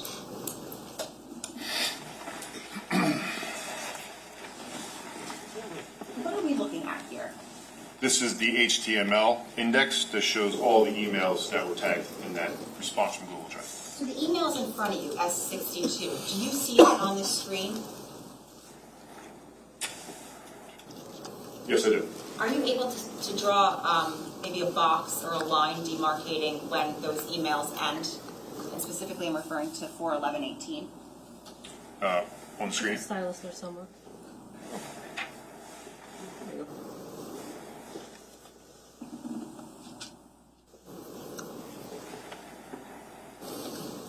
And if we could just, for example, can we click on the first 4/11/18 that we saved? Sure. Detective, do you see that up there? Yes, I do. Okay, and what does that reflect? This is the exhibit that I have in front of me. This is the email that was from the Google Drive response. Okay, I'm going to ask if you can read that to us. Actually, let me ask you first. It says from who? Keith Caneiro. Okay. Are any of these, to your knowledge, were any of these Forwards to another email? Yes, they appear to be forwarded from Keith. Okay. If you can please read this for us, it's a little bit small, but you can Sure. read from what's in front of you on the screen as long as it's the same thing. I figured out why there are payments missing. I selected the wrong payee from my list and made them but to Pacific Lending, the servicer for student loans, instead of Pacific Life. I changed the name of the account to Trust so that this will Okay, sorry, I can do that. document so I can. Will not happen again while the account is still open. The BRBR is a break, is a line break, is an HTML characters to show that. I asked Ron for the numbers, and I'm going to go over all the payments today at TD. Break. I am selling off some of my investments today, and once the transfer is completed, I will make a single payment plus interest to the trust policy. Break. There's some characters there. I'm sorry about that, and we'll make it right. Break. Let me know when you create a new trust account with Bonnie so we can set up the direct deposit from payroll. I can pay the balance of the existing trust account and close that account. You could go to the next one, please. Oh, can you just remove that red mark? Yeah. You know, that's on the right, it's a little button. Oh. Thank you. Yep. Okay, if you can please read that. Sure. I didn't sleep most of the night trying to sort this out. I know you were stressed, and I'm sorry. I am stressed out more than I've ever been. Break. I understand your decision, and I am not upset. I know I failed you on this, and I am sorry and embarrassed about this. I have had my head up my ass, and now things are clear. One on the next page. We are going to separate and move on with our lives. We talked about divorce, and I am sure we can work something out without strife. And finally, the fourth page. I don't know where I will live. And was that the content from that 4/11/18 date? Yes, they were.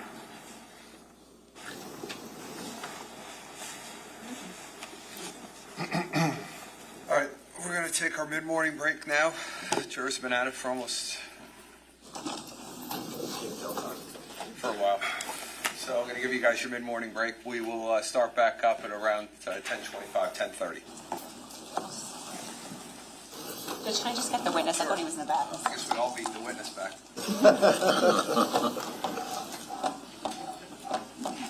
Happens.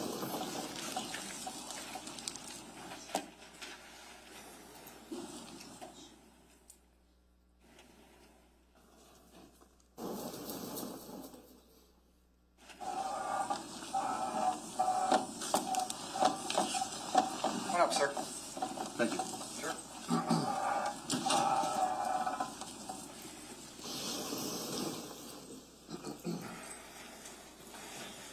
Okay, Detective, you're still under oath. Yes, Your Honor. All right, thank you. Whenever you're ready, Ms. Wallace. Thank you, Judge. Detective, two things I just want to clarify first. So S62, what you just read, that Corresponds to the April 11th, 2018 date. Yes, it did. Okay, and that said from Keith Caneiro, is that right? Correct. Was it your understanding that that was just a message from the defendant that was sent to Keith and then Keith forwarded it to somebody else? Yes. Okay.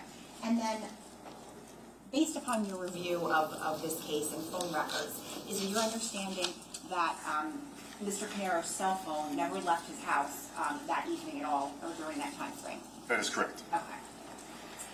Now, I'm going to show you what's been marked as S63.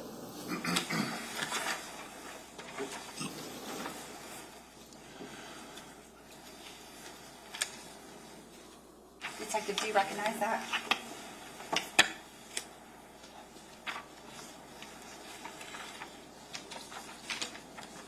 Yes, these are the emails that are inside that Google Drive response. Okay, so could you please have S422 again?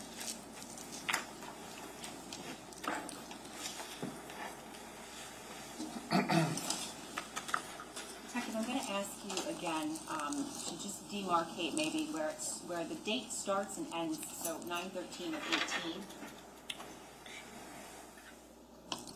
Oops. And when you get to the bottom, we'll scroll down further. Okay.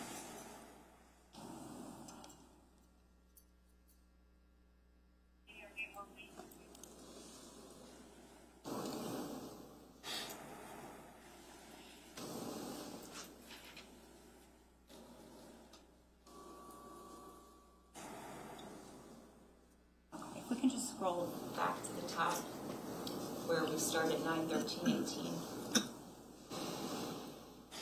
The next series of messages are between who? on 9/13/18? From Paul Caneiro to Keith Caneiro. Back and forth, essentially? Correct. Okay, so it's between Keith Caneiro, and is Keith Caneiro's name listed where his messages are? Yes, it is. And then whose number is 732-500? 7902.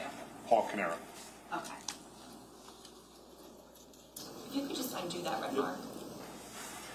Now, is what you have in front of you, which I'm going to take back, S63, September 13th, do those correspond with all of the September 13th that we see on the screen? Yes. And you've read these prior to today multiple times, right? Correct. Okay.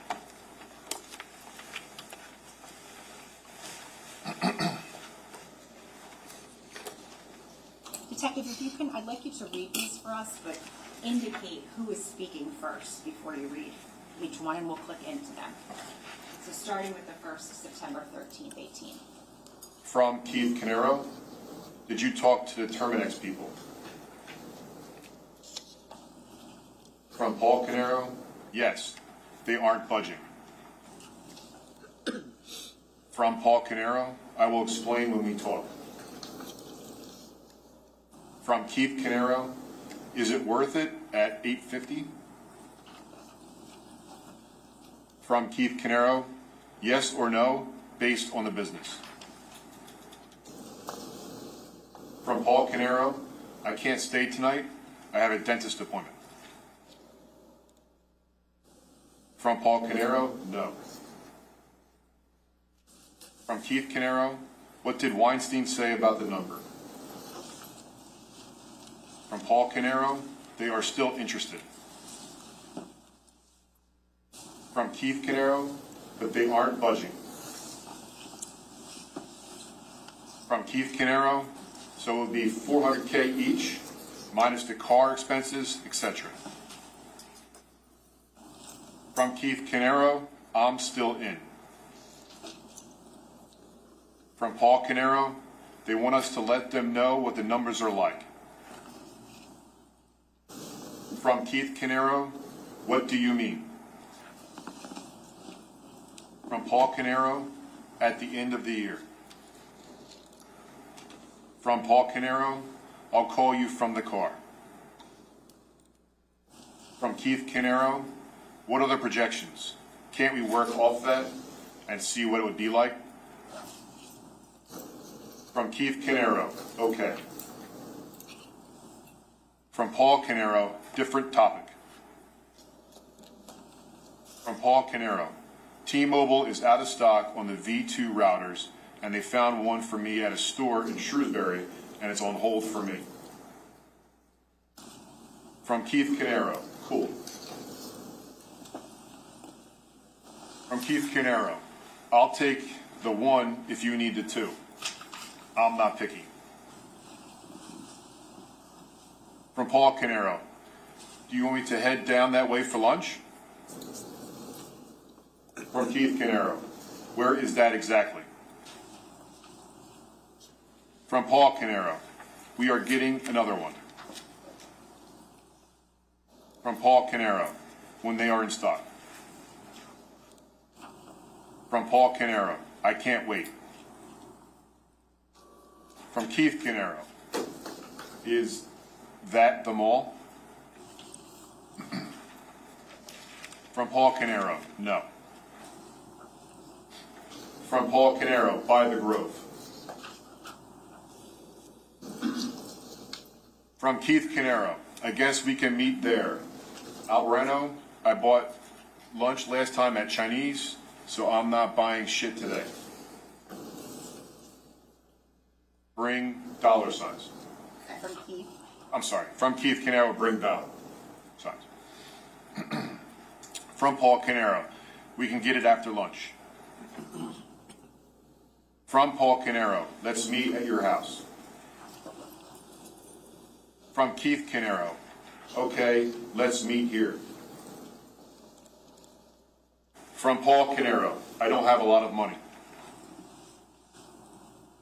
From Keith Caneiro, me neither. From Keith Caneiro, Doug is giving you cash. We can split lunch. From Keith Caneiro, What did Weinstein say about the 850K? From Keith Caneiro, so that they are basically giving us one-time revenue. From Keith Caneiro, or a bit above that. From Paul Caneiro, he thought it was good, but we could get more next year. From Paul Caneiro, I'm packing up now. From Keith Caneiro, time/money calculation. From Keith Caneiro, I'm curious to see what the numbers would be at the run rate and if it is worth going in that direction. From Paul Caneiro, yes, the growth of the business. From Keith Caneiro, IDK, abbreviation for I don't know. From Keith Caneiro, I would have to see the projected. From Keith Caneiro, so we ended up giving them wrong numbers at first based on pest pack. From Paul Caneiro, because pest pack runs 2 reports with the same name with different options. From Keith Caneiro, so the net result was that we give them inaccurate information, and that is why the number didn't jump up after the first offer. From Paul Caneiro, the number went up 100K. From Keith Caneiro, from 750 to 850. From Paul Caneiro, yes. From Keith Caneiro, okay. From Keith Caneiro, have them put their offer in writing to me so I can see what the TCs are.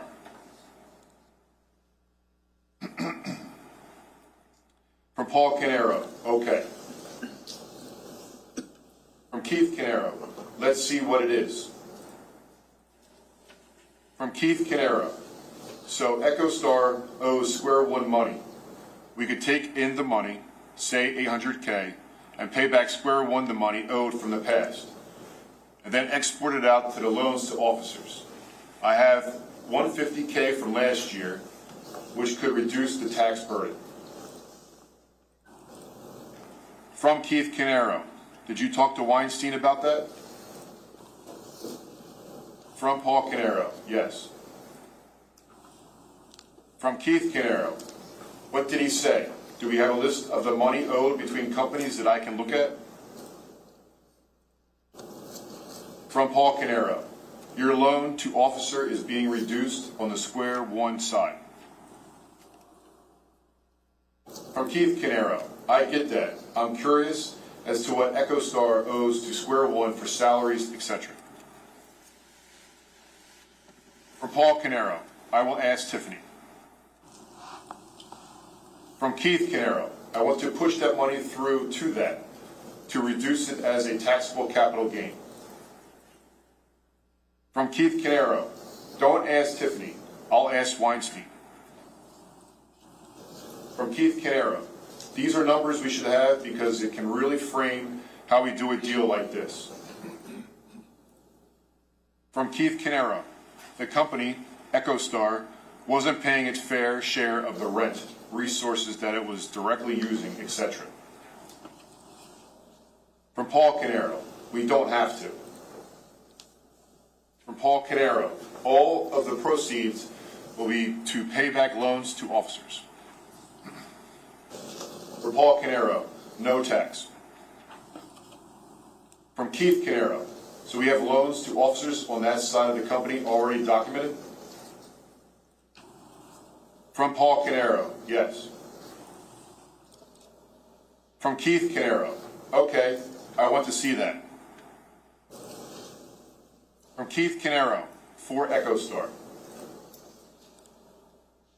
From Keith Caneiro, get something in writing from Terminex. From Paul Caneiro, I spoke to Steve and he said that was very easy. From Paul Caneiro, I already asked them. From Keith Caneiro, what was very easy, the documentation that we have, we're creating the documentation now. From Keith Caneiro, we should have had documentation all along. From Paul Caneiro, we have whatever documentation we want. From Paul Caneiro, we are not a public company. From Paul Caneiro, and the buy-in was sweat equity. Excuse me. From Keith Caneiro, gotcha. From Paul Caneiro, YTD 402.2K. From Paul Caneiro, last year, same time. From Paul Caneiro, time. From Keith Caneiro, I just want documentation to stand up to any light that is shown on this transaction. I don't want assurances that this is the proper way and that we have complete documentation to show otherwise. From Keith Caneiro, what is the number 402.2K? From Paul Caneiro, 397.3. From Keith Caneiro, revenue, loans to officers, etc. From Keith Caneiro, I don't know what that is. From Paul Caneiro, revenue. From Keith Caneiro, so they are two-time revenue? I thought you said we were higher, 500 going to 800K. From Keith Caneiro, so we're basically flat in revenue? From Keith Caneiro, make the deal. From Paul Caneiro, no, we can wait a quarter and see how much more we can get. From Keith Caneiro, I'm not interested in waiting. From Paul Caneiro, that is a YTD. From Paul Caneiro, 2018. From Paul Caneiro versus 2017. From Paul Caneiro, the rolling 12 months is this. From Keith Caneiro, you can project it. From Keith Caneiro, it's not going to be much better, and waiting isn't something that makes sense. Money today is worth more than money tomorrow. From Keith Caneiro, and we are within 5K of last year. We can look at last year's numbers, YTD number, and add 5K. From Paul Caneiro, past 2 years revenue, 17 and 18, YTD, 936.7K. From Paul Caneiro, prior full 2 years, 16 and 17, 813.4K. From Keith Caneiro, like I said, add 5K to the current run rate, and we are exactly where we should be. From Keith Caneiro, let's walk on this shit, take the money, pay down your situation, and get back to normal baseline. From Paul Caneiro, I don't understand. From Keith Caneiro, I'll take the money, put it into my 401K, and move forward. From Paul Caneiro, we are 5K more than last year. From Paul Caneiro, you can't put it in the 401K. From Keith Caneiro, okay, I see it. From Paul Caneiro, there is a max per year. From Paul Caneiro, and you are hitting it. From Keith Caneiro, what do you mean? I have to pay back the loans? I can get a shit ton of it here. I'm sorry, there. From Keith Caneiro, then I'll pay down my loan to my insurance policy. From Keith Caneiro, and I'll put it into the kids 529. From Keith Caneiro, but I have to plan for the future. From Paul Caneiro, rolling 12 months. From Paul Caneiro, August 31st, 2017 to September 1st, 2018, 583.6K. From Paul Caneiro, August 31, 2016 to September 1st, 2017, 552.1. From Keith Caneiro, this isn't what they are looking at. From Keith Caneiro, they are looking YTD estimate. From Paul Caneiro, yes it is. From Paul Caneiro, no. From Keith Caneiro, what is the J-D YTD number? From Paul Caneiro, rolling 12 months. From Keith Caneiro, so why isn't the number higher than 850K? From Paul Caneiro, for 2017. From Keith Caneiro, give me 2017 final number and a 2018 estimate number based on the run rate, not the 2016 through 17 rolling number. From Keith Caneiro, give me a solid 2017 and an estimate 2018. From Keith Caneiro, what is EBITDA number for the trailing 12 months? From Keith Caneiro, I see what you're selling. Excuse me. I see who are saying LTN. From Paul Caneiro, 586.3K. From Keith Caneiro, so we are like 1.2 times revenue, which isn't terrible. From Keith Caneiro, look, 1 hour and 5 minutes in. From Paul Caneiro, that is only money collected. From Paul Caneiro, do you want me to see what was billed? From Keith Caneiro, so it is 850 plus the receivables. From Keith Caneiro, Doug is here. From Keith Caneiro, you on your way. From Paul Caneiro, that was a number they are most interested in. From Keith Caneiro, yes, send me what you sent them and I'll read it over.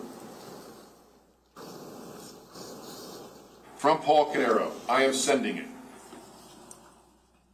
From Keith Caneiro, Doug is here.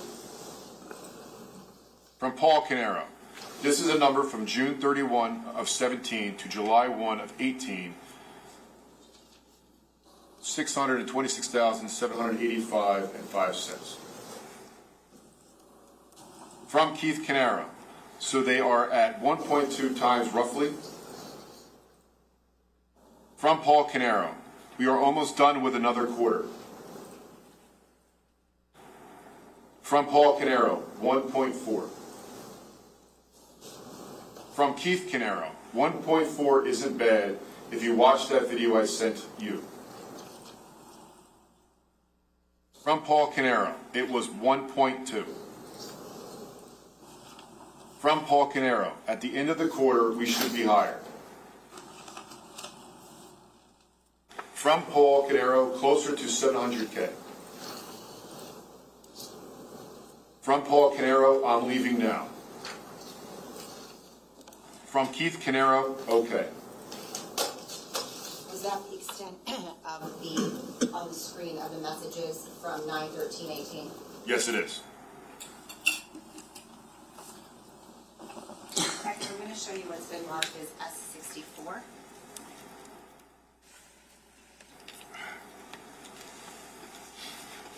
Do you recognize these?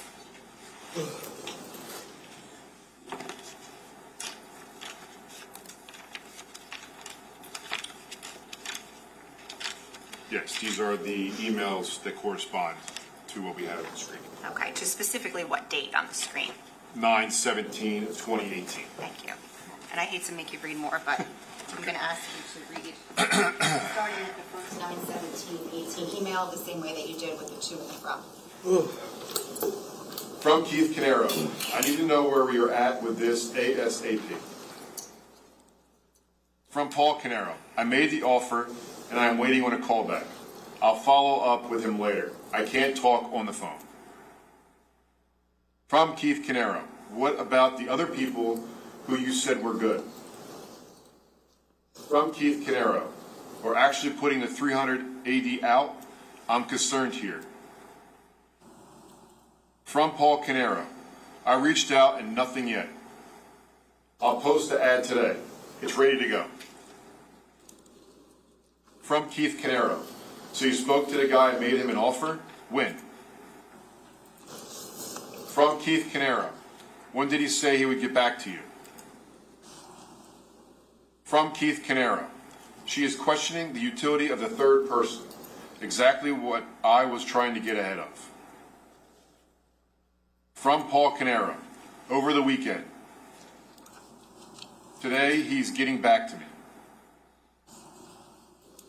From Paul Caneiro, I have to go back inside. I'll talk to you later on my break. From Keith Caneiro, break? From Keith Caneiro, what the fuck are you doing? From Keith Caneiro, this is total bullshit.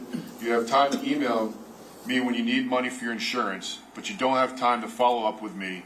I'm fucking dealing with an issue that affects our only large client. From Keith Caneiro, don't put your insurance on my fucking card. I'll find my own fucking employee and put my own fucking advertisement out.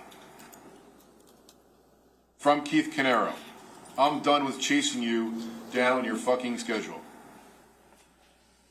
From Keith Caneiro, so fuck off with this shit already. From Keith Caneiro, 100 fucking emails and conversations, and you can't follow up properly on any of them. From Keith Caneiro, where the fuck is my one-page explanation from the 401k fiasco that I asked you for months ago? From Paul Caneiro, I'm at the doctor's for my back in Philly. I told you yesterday I wasn't going to be around. I'll call you shortly. I've called all the people that were good and made an offer to Joshua Scott. He's getting back to me today. I'll follow up and find out if he wants the job. If not, I'll reactivate the ad. I didn't want to spend the $300 if we didn't need to. I called Joshua from my mobile and then asked the office to follow up with him, but he wasn't around, on vacation abroad, and called me back on Friday. I made the offer and he told me he would get back to me on Monday. The ad is ready to go if he doesn't accept. From Keith Caneiro, so you risked all our business for $300? Are you fucking kidding me?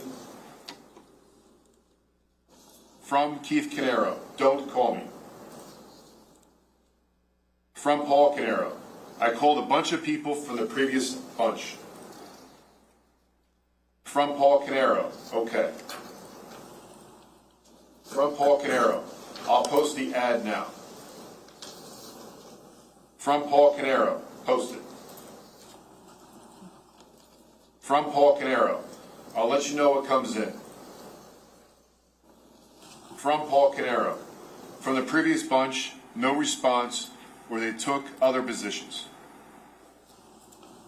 From Paul Caneiro, both ads are posted, and I will let you know what I get. From Keith Caneiro, question, regarding the insurance payment, why can't we put it monthly? Why do I need to put the $5K on the credit card? From Paul Caneiro, because it's late and I don't have the cash right now. I have to pay for Katie's admissions, and I was not expecting that. From Keith Caneiro, this is what he told me. From Keith Caneiro, because it's late and I don't have the cash right now. I had to pay for Katie's admissions, and I was not expecting that. From Keith Caneiro, can we do the monthly payment instead? From Paul Caneiro, yes, but this needs to be paid in full. From Keith Caneiro, because it is late? Why because it is late? From Paul Caneiro, because it's past due. From Keith Caneiro, who is the agent. From Paul Caneiro, Allstate. From Keith Caneiro, how late is it? From Paul Caneiro, I sent Tiffany the info. From Paul Caneiro, I got a cancellation notice. From Paul Caneiro, either yes or no, I am still in the clinic. From Keith Caneiro, hold. From Keith Caneiro, hey, send me the cancellation notice for Paul's insurance via email ASAP. From Keith Caneiro, did you send her the cancellation notice? From Keith Caneiro, how does it normally get paid? Does he pay it himself? From Keith Caneiro, I just noticed that I paid your entire thing last year, remember? From Keith Caneiro, last year, Paul, put it on Amex. From Paul Caneiro, 6 months. From Keith Caneiro, I paid 6 months. From Keith Caneiro, last year. From Paul Caneiro, I'm asking for a loan. From Keith Caneiro, you took money last year for insurance. From Paul Caneiro, I went to pay it and the check bounced. From Paul Caneiro, I'm late and received a cancellation notice. From Paul Caneiro, is that a no? From Keith Caneiro, I'm working it now. From Keith Caneiro, I'll let you know in a few, trying to figure something out with Allstate so I don't have to do the entire amount. From Paul Caneiro, we lose a discount, I'm going to give you the money back by the end of the month. From Paul Caneiro, as soon as my check arrives. From Paul Caneiro, where I get the 10K from you. From Paul Caneiro, I usually get my check on the 27th. From Keith Caneiro, how much did I give you for the insurance last year when you charged it? From Paul Caneiro, I will have to look. I don't have that information with me. From Keith Caneiro, I'm taking that off the 10K. From Keith Caneiro, I'll pay this and we are done. I don't owe you 10K. From Keith Caneiro, you okay with that? From Paul Caneiro, no. From Keith Caneiro, then no. From Keith Caneiro, you didn't pay me back for that money. From Paul Caneiro, why would I not get paid for the rest of the 10K? From Keith Caneiro, Paul equals 5K plus 5K equals 10K. From Paul Caneiro, because the company was paying it. From Keith Caneiro, I'm the company. From Keith Caneiro, the company wasn't paying your 5K from last year. You put that on the credit card at the last minute. From Paul Caneiro, and I get 10% of the business. From Keith Caneiro, keep the fucking 10%. From Keith Caneiro, but I'm done paying you anything for a salary. From Keith Caneiro, you are on your own. From Paul Caneiro, okay, thank you. From Keith Caneiro, that's your W-2 since 2011. We are done at this point. From Keith Caneiro, I'm not going to do this dance with you. From Keith Caneiro, so you are okay with me paying the 5K in the business because it is business, quote unquote? From Keith Caneiro, when I look at it, that I could have spent that 5K on something other than your insurance. From Paul Caneiro, and I worked up until the end of 2012.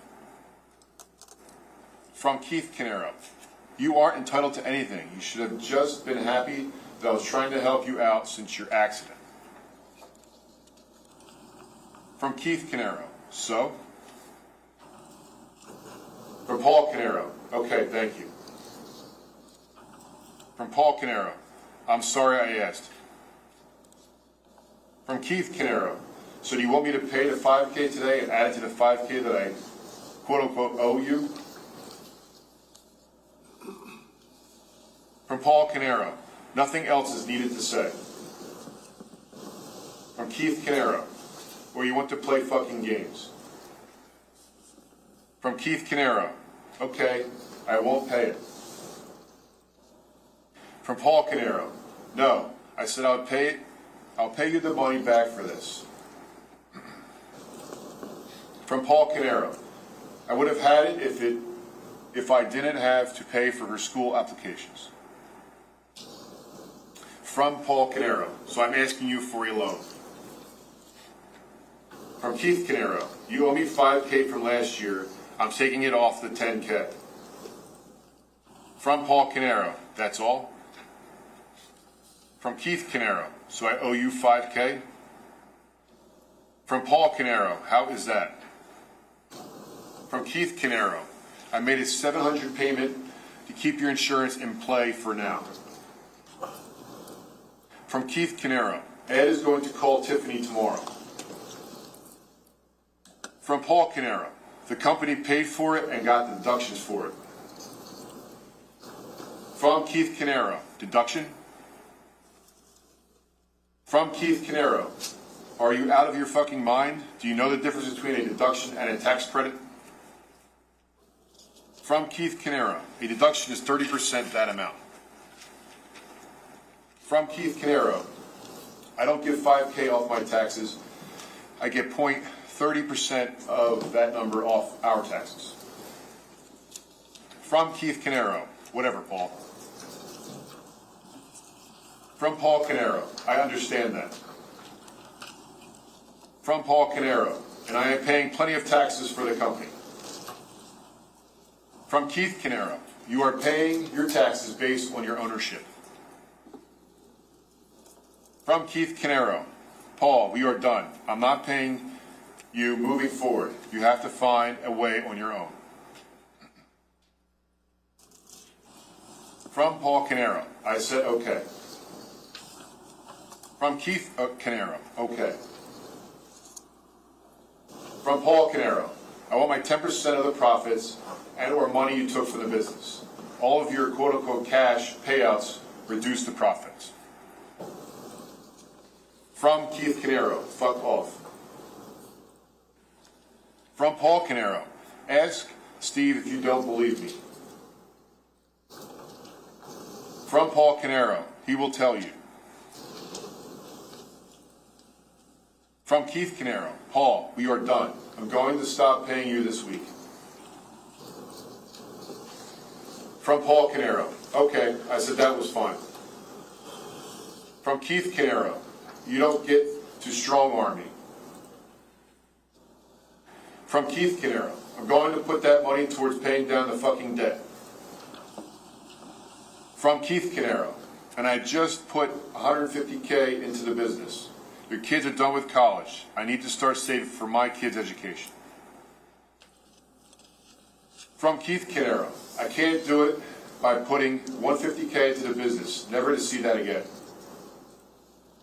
From Paul Caneiro. I'm not. I'm just telling you that you don't take other factors into consideration. From Keith Caneiro. I'm taking it all into consideration. Trust me. From Paul Caneiro. You're getting paid back for every cent. From Paul Caneiro. Ask Steve. From Keith Caneiro. I'm not asking Steve shit. From Paul Caneiro. The entire 401k loan is paid back to you as an expense each pay period. From Keith Caneiro. And if you would have just been mindful about how difficult my situation is, or even thought once how I did for you, we wouldn't even be having this conversation. From Keith Caneiro. I'm paying taxes on it. From Keith Caneiro. It was a loan on the books. From Paul Caneiro. No, you are not. From Keith Caneiro. Whatever, Paul. Don't threaten me. You wouldn't like where that goes. From Keith Caneiro, trust me. From Paul Caneiro, and the payback is not taxable. From Keith Caneiro, I put Susan on the books. I match your taxes for your kids. You give yourself a giant raise in 2013. Our employees didn't get raises for years while we were losing customers. From Keith Caneiro, then you quote unquote helped me by never helping me, making me fucking crazy, undermining me with the people. From Paul Caneiro, she was doing that for the first few payments and changed it to a reimbursement against loan from officer. From Paul Caneiro, like who? From Keith Caneiro, we are done. You want me to be the villain? I'm the fucking bad guy. From Keith Caneiro, every single thing I've asked you for, hundreds of emails, did you ever get me the 401k one-pager? From Paul Caneiro, I'm not saying anything about you. From Paul Caneiro, I am just pointing out things which you may not have considered. From Keith Caneiro, saying you don't have to say shit, you just have to ignore every single thing that I quote-unquote ask you to do. From Keith Caneiro, I have considered it all. From Keith Caneiro, if we can get $850 for EchoStar versus 1M at the end of the year, I'll wait, otherwise let's sell. From Keith Caneiro, I want to put the money off the table before some other screw up, taxes, 401k, etc. Cost me another $100K. From Keith Caneiro, like when Tiffany forgot to pay my taxes properly, cost me $150K tax lien on my house. From Keith Caneiro, I'm done. I want out. If I could get a decent job in the marketplace, I would just fucking walk. From Keith Caneiro, you will get your percentage as a bonus at the end of the year. From Paul Caneiro, as for the paper, I've been focusing on getting the transition from creative planning to paychecks with almost zero cost. I made creative planning eat all of their costs. From Keith Caneiro, they're lucky I don't get a fucking lawyer and sue them. From Keith Caneiro, for their general incompetence. From Keith Caneiro, they should have checked those numbers from day one and audited them over time to ensure that they were correct.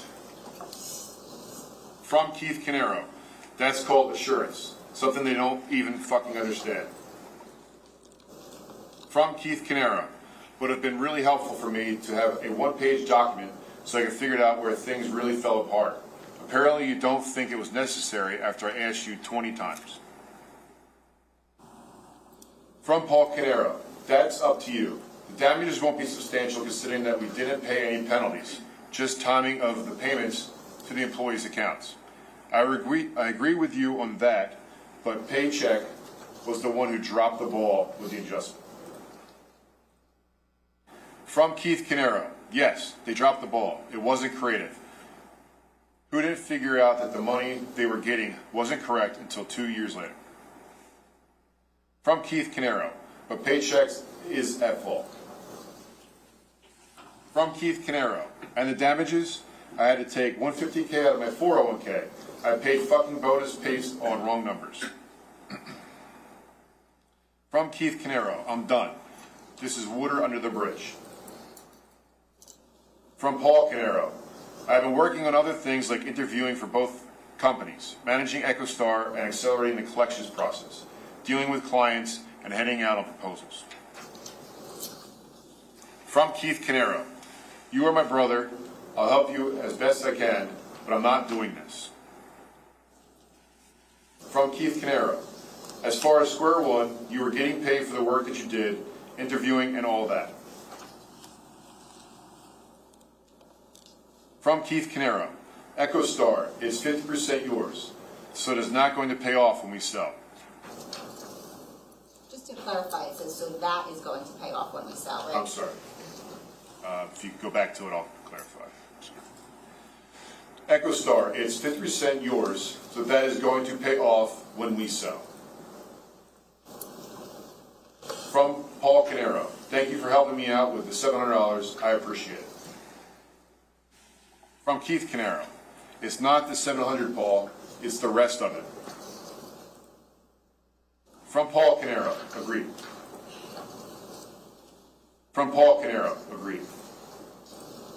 From Keith Caneiro, you never even offered to pay me back the $5K from last year's insurance bullshit.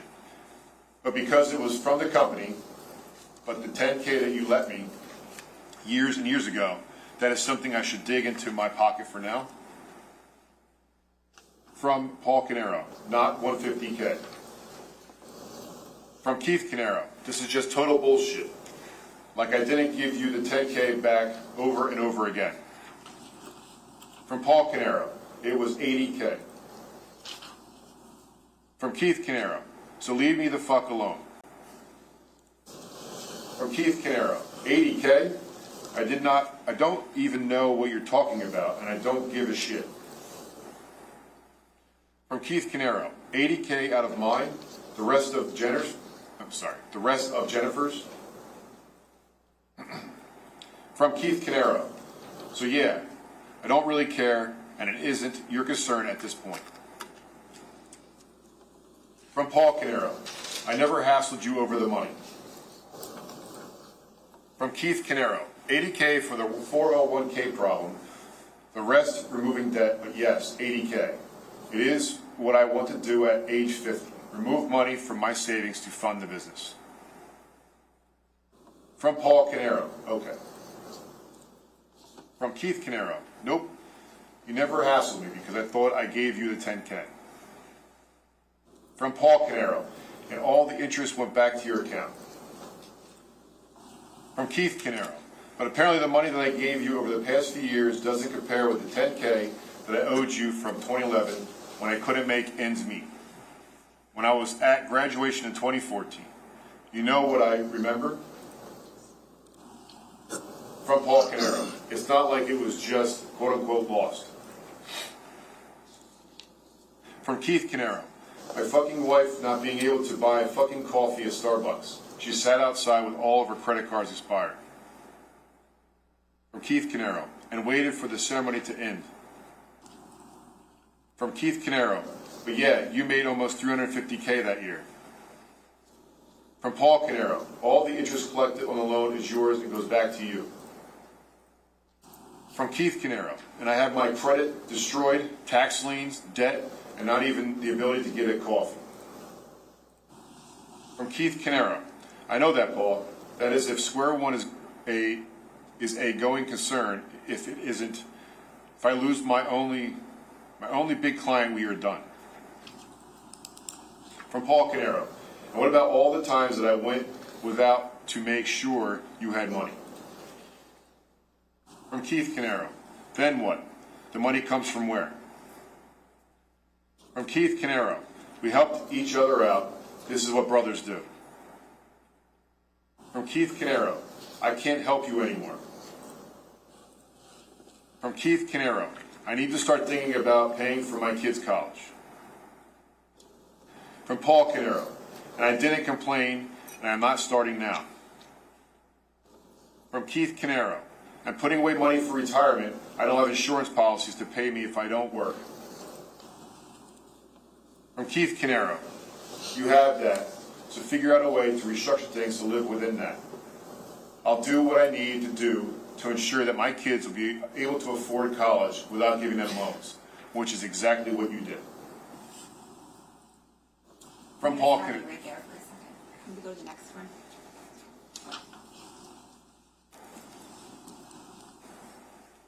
Okay, go ahead. From Keith Caneiro. So I just want the same for my family. From Keith Caneiro. Okay, nothing I can do there. From Keith Caneiro. Because that money is something that I can use to pay for my kids' college and towards my retirement. From Keith Caneiro. At this point. From Paul Caneiro. I know that, and don't expect anything less. From Keith Caneiro, and I'm sorry that you had an accident, and I have supported you in as many ways as possible, but I can't do it anymore, and we have to move forward. From Paul Caneiro, and I get it. From Keith Caneiro, so let's take the EchoStar cash and move forward. From Paul Caneiro, thanks, end of discussion. From Keith Caneiro, okay. From Paul Caneiro, I'll think about it. Is that the extent of September 17th of 2018? Yes, it is. Last one, and it's much shorter. I'm showing you what's been marked as S65.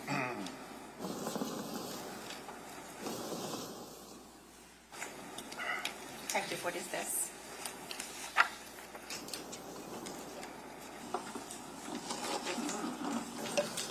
Appears to be the emails from the Google Drive on 11/5 of 2018. Thank you. Please go to the first group of 11/5/18. And this corresponds with S65. From Keith Caneiro, hey, can you check with Block to see where he is at with that information? I want to start reviewing it before the meeting. From Keith Caneiro, I also want to see if we can do something to get cash for EchoStar. From Keith Caneiro, in case Duke doesn't renew. From Paul Caneiro, okay. From Paul Caneiro, how are you feeling? From Keith Caneiro, tired. From Paul Caneiro, rest. We can talk tomorrow. From Keith Caneiro, I'm thinking that if shit really goes sideways, I cash out my 401k and insurance and get rid of my mortgage. From Keith Caneiro, even if I lose money doing that. From Paul Caneiro, relax. From Paul Caneiro, please. From Keith Caneiro, that's me relaxing. I'm planning ahead just in case. From Keith Caneiro, I have OCD. I can't help it. From Paul Caneiro, go to sleep. From Paul Caneiro, I'll talk to you tomorrow. I'm almost asleep. From Keith Caneiro, okay. From Keith Caneiro, let's see if we can a call going with the people interested in EchoStar tomorrow. Even if it is 900, I would do it. From Paul Caneiro, fucking relax. From Paul Caneiro, go to sleep. From Paul Caneiro, we don't need to do this tomorrow. From Paul Caneiro, we don't know what the future is.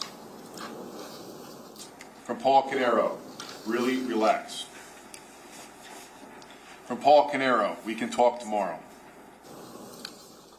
From Keith Caneiro, I know what the future is. They're going to cut 2 people. I'm going to have to kill the new guy that we just hired, okay? Is that the extent of the conversations on 11/5/18? Yes, it is. I have nothing further. Can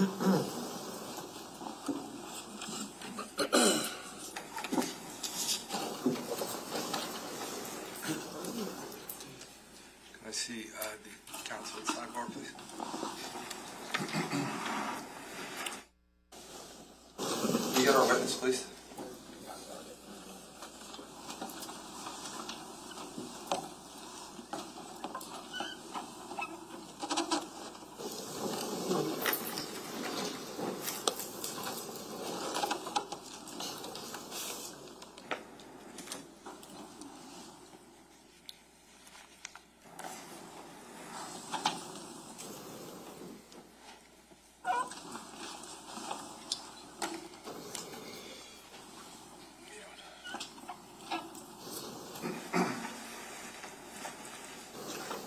Pass along.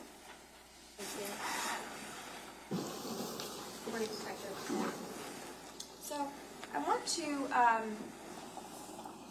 take a step back and just start with extractions, generally speaking. I think you had testified on direct that you've performed many extractions. Yes. And you explained how you extract the information from the phone and use certain programs to basically parse out that data. Correct. I just want to make it clear for us what exactly that means. So correct me if I'm wrong, but when you take a phone and you extract the information from it, essentially what you're doing is you are plugging the phone into like a program, and that program basically takes like a mirror image of the data on the phone. Is that right or wrong? It's sort of right, and the thing that when you connect it to the device then goes and extracts the data from the device. It securely takes it. It's not writing anything to the device. It's not modifying any of the data. It's simply going in and carving out the data that's inside the device, putting it in a raw data package that you'd have to use another program to see all the data.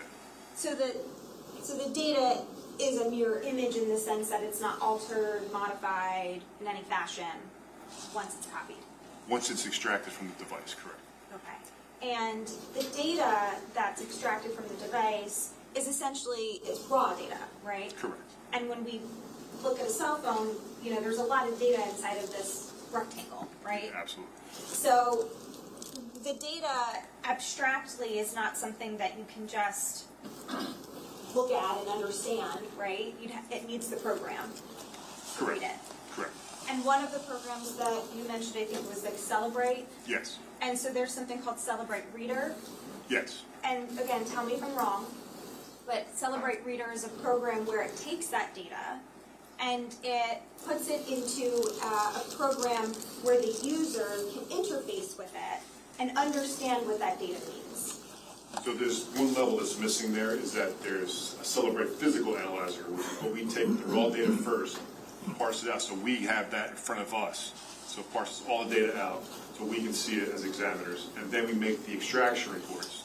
When we make the extraction reports, that's when the working copy has that reader file included with it. So that way we give it to defense or we give it out to detectives so they can open it at their computers or wherever and they can review the data. You're referencing the PDF? There's a PDF and there's a working copy. There's two versions. The working copy is a reader file, like you described, and then there's the forensic file that's associated with the extraction. That's the data.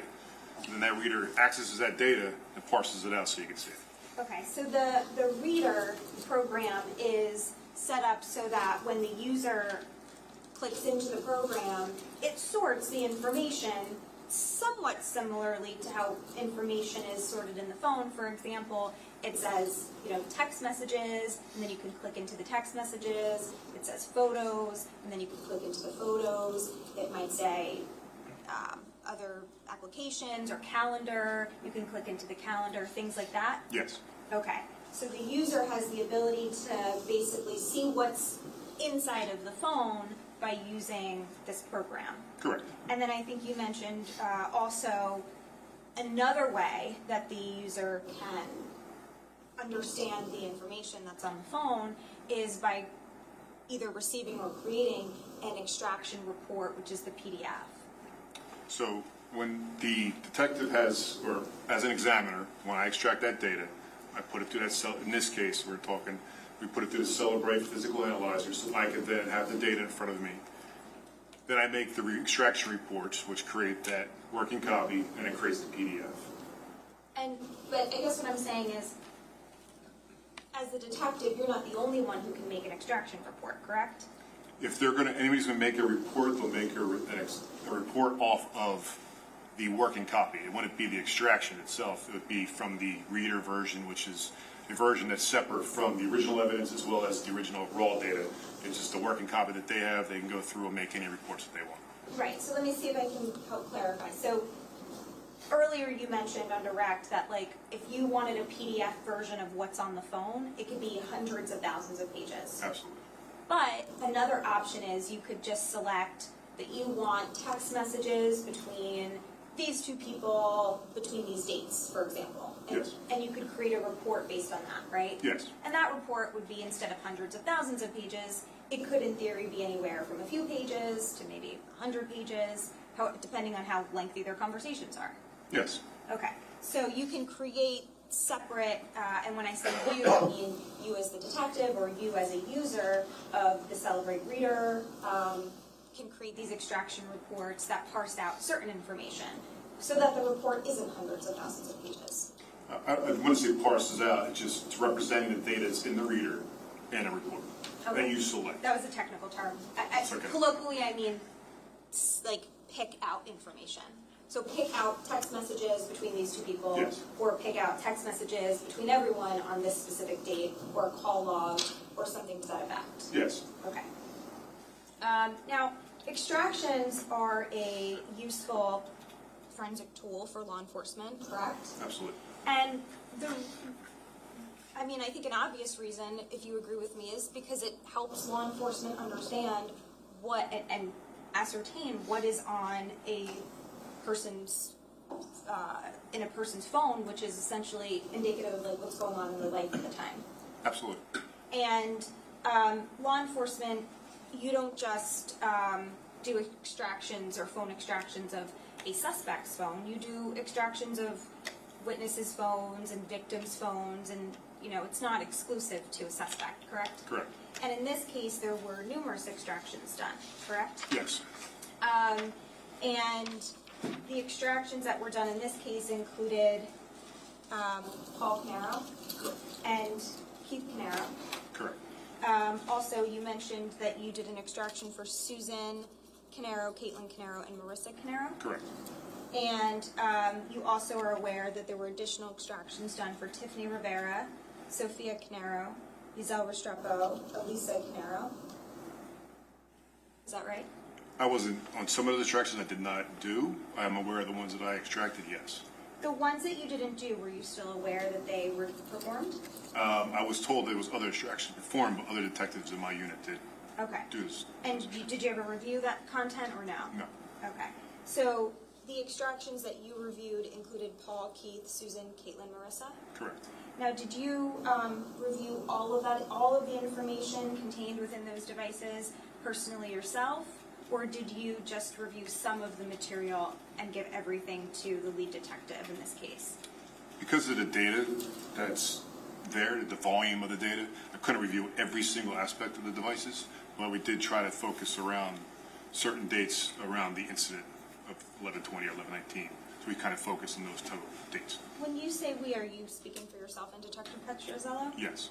So do you have knowledge of whether Detective Petrozello looked at everything, or are you indicating you don't know, or are you indicating that, to your knowledge, he only looked at certain parts? I can't speak for Detective Petrozello now. Okay. But you did give him the full extractions? Correct. And so he had access to all of the information? Yes. But you don't know whether he reviewed it all or not? No. And you personally, your role was you just reviewed some things with Detective Petrozello? I was also showing him some of the features and how to use some of the programs as well. When you say that, what do you mean? What were you showing him? So, not many people use Celebrate Reader, or they use the Axiom program. So just to get a knowledge of the basis of what the program is, I showed him, this is how the timeline is set up. This is how things are broken down. You can tag things if you like things as evidence and push that report out like you stated before. You can make that separate report. So showing him how you can use that program. I'm glad you brought up timeline. A timeline is another way that you can essentially that the program can organize the data. Is that right? Yes. So we talked about how you can see just text messages, you can see just photos, you can see just calendar or internet searches. The timeline puts every single thing, every single action that's basically occurred on the phone, and it puts it all in chronological order. For the most part, yes. So it would say like a text was sent, this is like as an example, it might say a text is sent, and then another text is sent, and then a photo is taken, and then the screen turns off, and then it turns on, and then then the person has a calendar invite or something to that effect. Yes. Okay. And just so that we understand the types of information that can be extracted from a phone, we've talked about a few of them. We've talked about text messages, right? You can also get phone call logs. Yes. And the contacts that are saved in the phone. Yes. And we talked about calendar events, right? Internet search history Yes. is a common one. emails, Yes, and you also the media files like photos and videos Yes. that are taken on the phone. Messages on social media apps like Facebook. You can sometimes see the Facebook or WhatsApp messages sometimes. You can't really generally speak because of the fact that some of these programs now have encrypted data, so you actually can't get some of the messages extracted from the phone because they are encrypted. So some of these apps now encrypt the data, so you can actually get it. That's a newer feature now. A lot of these apps have that feature where you can't actually see the message on an extraction. Okay, so is it fair to say that the encryption has increased over time? Absolutely. Back in 2018, there was probably less encryption than there is present day. I would say yes. And, but there have been occasions, I'm not saying every occasion, but there have been occasions where you can get social media messages like Facebook and WhatsApp Yes. in the past. Sure. And also, you can get location data from inside the phone, Sometimes, yes. metadata, and I think you called it, what is it, like C data or something? What did you call The it? knowledge C Knowledge database. C database. That's actually not metadata, that's actually a database that's inside an iPhone that stores the data of the user activity that it's described. Okay, right, yeah, no, metadata is a separate, I'm saying you could also get metadata from the phone. Potentially, yes. For example, like the date and time that a photo was taken. Correct. But the knowledge C, that tells you things about the actions of the phone itself. It tells you a lot of user activity. It could be phone calls, text messages, device status. It has a lot of data inside that database. And one of the examples, I think, an example is when the screen is turned on or turned off. Correct. And that would suggest that a user is like interfacing with their phone. Yes. And what you testified to on direct, if I'm understanding correctly, is that with respect to Mr. Caneiro's phone, it was plugged in at approximately 1:30 a.m. or so, 1:27 a.m. 127. And we know that from the knowledge C data. Correct. We also know that the phone was unplugged at approximately 4:54 or 4:55 a.m. 454, correct. 4:54. And so that would suggest then that the phone was plugged in for that duration, correct? Correct. Because otherwise it would tell us it was unplugged sooner. Correct. And the, I think the prosecutor elicited this on direct, but just to be clear, in addition to that information, in conjunction with working with the FBI, it was determined that, and confirmed, that Mr. Caneiro's phone was at the location of his home during those hours as well. Yes. Okay. And so there's no indication that that phone ever left the house during that time? No. The timestamps in an extraction, right? We just talked sort of about metadata. If an extraction, like let's say you get the PDF report, or if you're looking in the reader, either way, when it tells you the date and the time of a phone call or a text message, are those reliable? Yes. Okay, so when when the prosecutor was showing you an extraction report with some messages earlier, and they were referencing the dates and the times, those are accurate? Yes. Okay, and how do we know that? That pulls from those databases, especially the Knowledge C database, it actually pulls that data from there. So it's a timestamp that the cell carriers as well as the phone will actually timestamp the phone calls, put it in that database, so when the Celebrate parses out that data, it pulls out that whole call data sheet, so then you see the exact time. Okay, so you would trust the date and time in the report? Yes, out of most extractions I've done, I've always seen that time come out accurate. Okay, and then the extractions you've done in this specific case, they're accurate? Correct.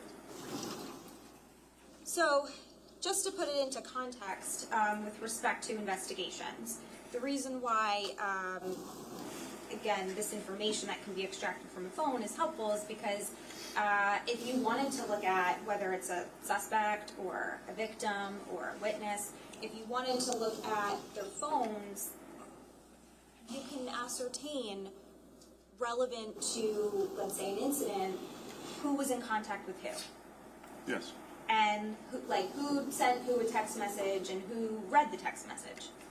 Correct. Who called who received a call, how long those calls lasted for. Yes. And if you look at location data, for example, you might even be able to see who's in the same area at a certain time. You could see an area, you could see some GPS location, potentially, yes.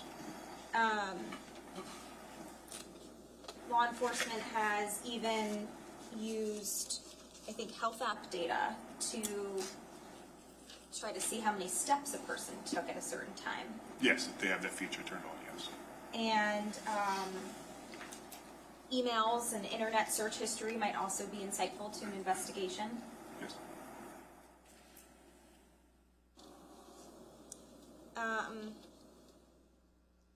Now, you mentioned that you were trained in Celebrate, Yes.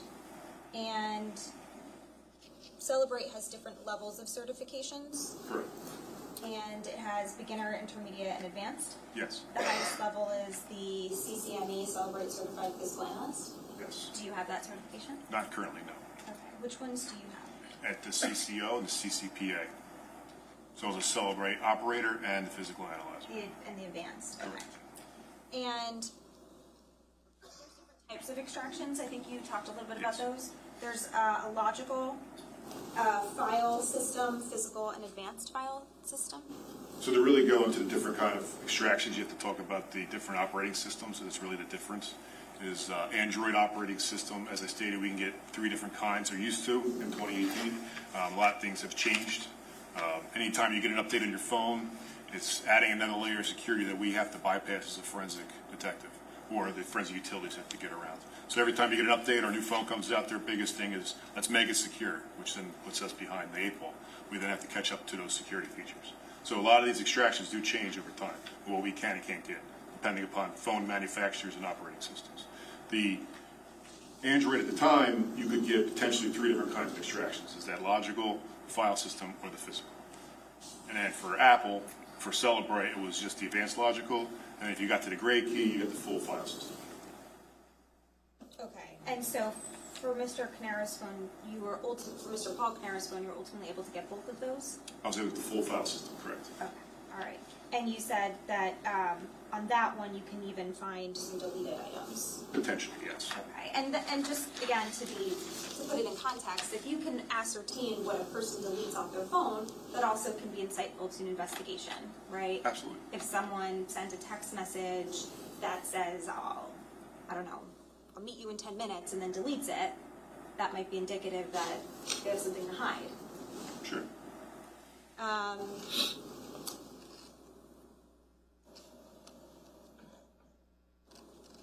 Other than you and Detective Petrozello, are you aware of anyone else who reviewed the information in these extractions? I am.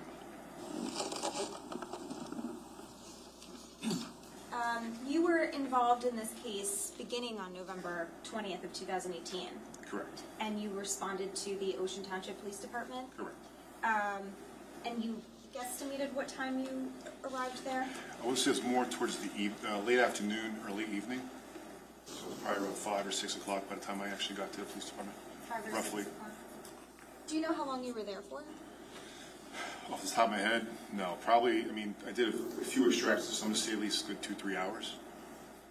Extractions do take time, depending upon the data set. And that was for Susan, Marissa, and Katie? Correct. And do you know what time you left the police station? Not the exact time. Okay, it's not in your report, is it? No, it's not. No. No.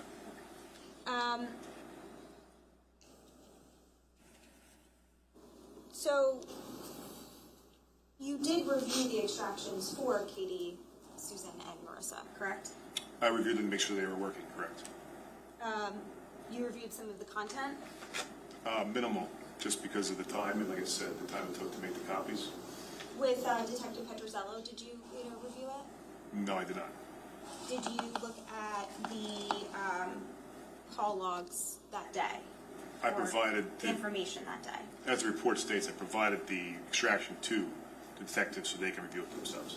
Okay, so sorry, I'm just trying to understand. So even though you performed the extraction for Susan, Katie, and Marissa, you didn't look at the information All I on make their sure is phones. that it works, that the extraction completed, and then make those reports, and then the reports then give it to the lead detective, or to the detective so they can review. So you extracted the information and gave it to Detective Petrosello. That was Detective Weisbrod. He was at the Ocean Township Police Department. You gave the extraction It reports. should state that in my report as well. Okay. So you did not personally review the information on Katie, Marissa, or Susan's phone? Like I said, it was solely just to make sure that those extractions were working, and I made those working copies and gave them to the detective. So no, right? Okay. And you gave them to Detective Weisbrod. Correct. Do you have any knowledge of whether Detective Petrosello ended up with them at all? I have no idea.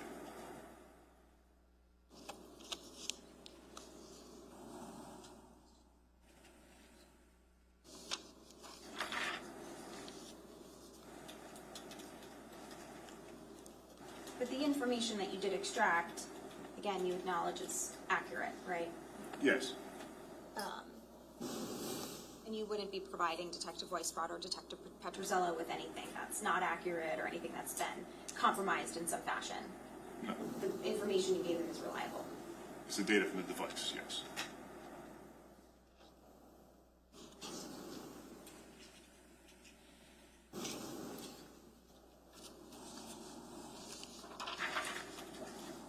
Now,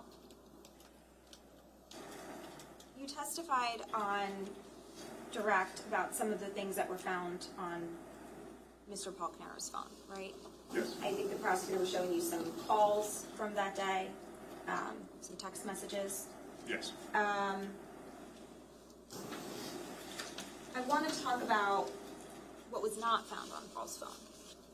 So, what we don't have on Paul's phone are any incriminating internet searches, for example. No, not that I'm aware of. Okay. So, in other words, in some cases, right, internet searches can be helpful because a suspect might be Google searching, how do I bury a body, or how do I get away with murder, or something to that effect. We've seen that before, right? Sure. Okay. And a lot of times the internet searches can be helpful to kind of uncover a person's motive or a person's plan, because sometimes people try to Google how to assist in committing a crime, right? Sure. Okay. In this case, there was nothing like that on Mr. Caneiro's phone. Not that I'm aware of. There were no searches about how to get away with arson or how to get away with murder or anything like that. There were no communications between Paul and Keith where Paul's threatening Keith or that are threatening in nature. Not that I'm aware of. And there were no photographs or videos in connection with what happened here from Paul's phone that were in any way helpful to the investigation, Photos of videos? like of the crime or something like that. No.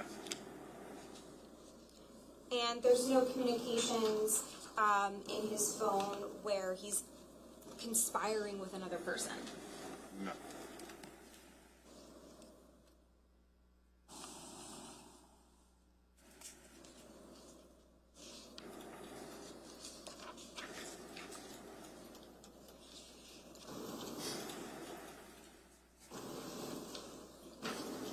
Keith had a variety of different chat applications on his phone. Do you recall that? I did actually not do Keith's extraction. I'm not aware of what Keith fully had on his phone. Oh, you didn't do his extraction. You just did the Google Cloud? Cloud Drive, yes. Okay, so just so we're clear, so at some point someone extracted the information from Keith's phone, right? And you're Correct. saying you did not do that. Correct. But what you did do is you were involved in reviewing information that was received from Keith's Google Cloud. Correct. And because he had an Android phone or a Google phone? Google phone, He yes. had a Google phone. So in his Google Cloud, correct me if I'm wrong, he had like text history and call history and things of that nature. Most of the stuff that was in there was photographs, and then they had the email file in there as well. But the messages that we saw just before, those were from the Google Cloud. They were inside the email inbox file. Okay. But they were originally text messages? They were from the Google Hangout application. Okay, so the Or- message application. Yes. So you're not aware of the variety of other applications that he had on his phone No. for chatting? No. You are aware that there are a variety of other applications a person can have, right? Yes. Those might include Skype, Snapchat, Google Duo, Instagram, Signal, WhatsApp, things of that nature. Sure. And like you said, a lot of times those applications are encrypted so you can't actually see the information. Yes.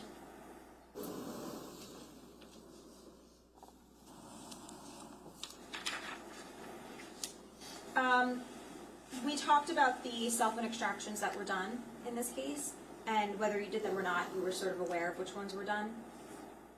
Not fully, because my full focus was on the phones that I did and the live scams. Okay. You never extracted information from Jennifer Caneiro's phone, No. and you never extracted information from Corey Caneiro's phone, No. nor did you have anything to review. I did not review that, no.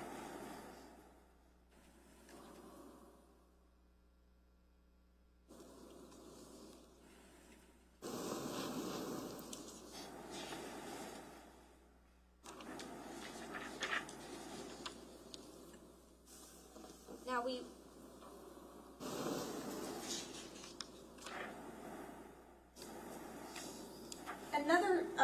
another thing that you did pursuant to this investigation was, did you attempt to get a SIM card from the Porsche McCann?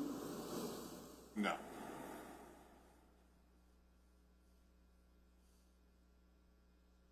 Were you involved in discussions with respect to that with Detective Petrozello? There was discussion, but I never made actually to the Ocean Township location. I was at the police department. Okay, so you weren't involved in that at No. all, in that aspect of seeing if information could be extracted from the SIM card? No. Okay. There were also a variety of electronic devices that were searched through the RCFL? Yes. Okay. Can I just one moment?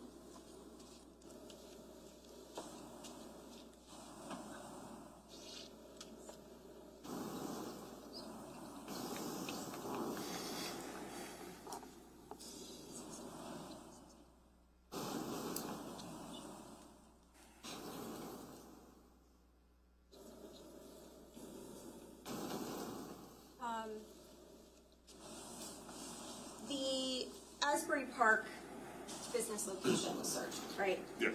And a lot of electronic devices were seized from there. Yes. And that included a variety of, like, maybe different types of computers and stuff. Yes. And generally speaking, those were sent to the RCFL, what does that stand for? Regional Computer Forensics Laboratory. Okay, and what do they do? They do forensic workup on any kind of electronics. They have an ability to perform higher level because they can handle more data. They can rebuild items if need be, if they're destroyed. They have just definitely a higher level expertise than we would have at our lab. And so they were given the task of searching some of these, or some or all of these devices for certain things. Yes. And is it fair to say nothing of evidentiary value was found? I'm not sure exactly all that they found. I didn't review what they found, but I know that they did examine a lot of devices from multiple places. Did you ever review any reports or anything from them? I did not know.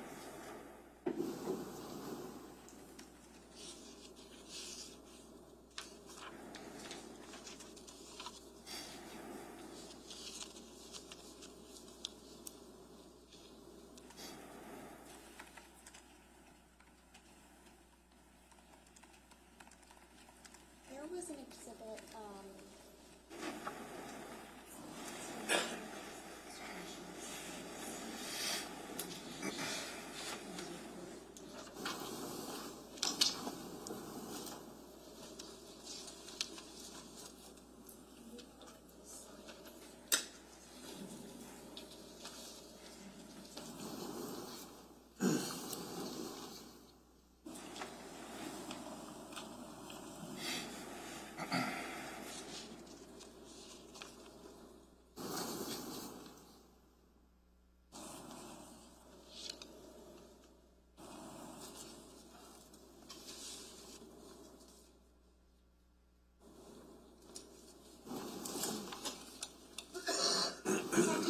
this photograph earlier, correct? Yes, And you can see on the photograph it says QT View. correct, That's an application that was open on the phone. correct.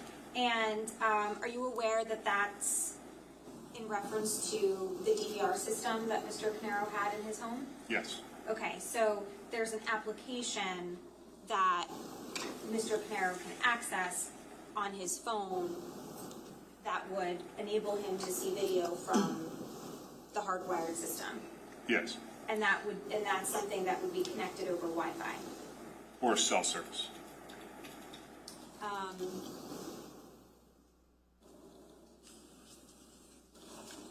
But obviously, the application works through, not like in order for the hardwired system to communicate data or information to the application, the system is not plugged into the phone.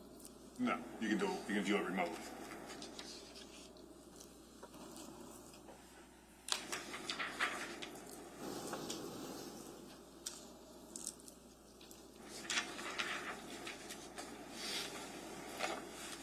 Now,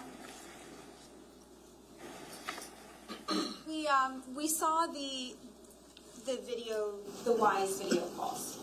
Yes, There were a total of 3 calls that we saw. yes, And the first call was between Keith and Paul, right? yes, The second call was between Keith and Susan. yes, And the third call was between Keith and Paul again. correct. Now, and just, I don't know if this is clear, but these are, I don't know if you're aware, these are the same 3 calls that we saw earlier this week from Detective Bassender. Are you aware that the jury's seen them? No, I'm not. Okay. These 3 phone calls, though, the very next call after Keith is speaking to Paul is Keith calling Corey, correct? I am not aware of that. You reviewed all of the, you stated on direct that you reviewed all of the WISE calls during the time frame? No, I said that there was over 100,000 clips that we reviewed, some in that time frame. That we could not go through all of them because it would take hours upon hours to go through every single clip that was there. But the last call we saw, you would have watched the very next call after that, right? We tagged that one, we left it as evidence, and then that was all we got to. Didn't you make a compilation of like 2 hours worth of calls as part of your Well, the whole investigation? all the SD cards were image fully, so you have from till October of 2018, you have videos all the way back till then. So you have Right. all the videos in that file. And for purposes of this investigation, you compiled the most relevant calls into like a 2-hour video, correct? I did not put that together, no.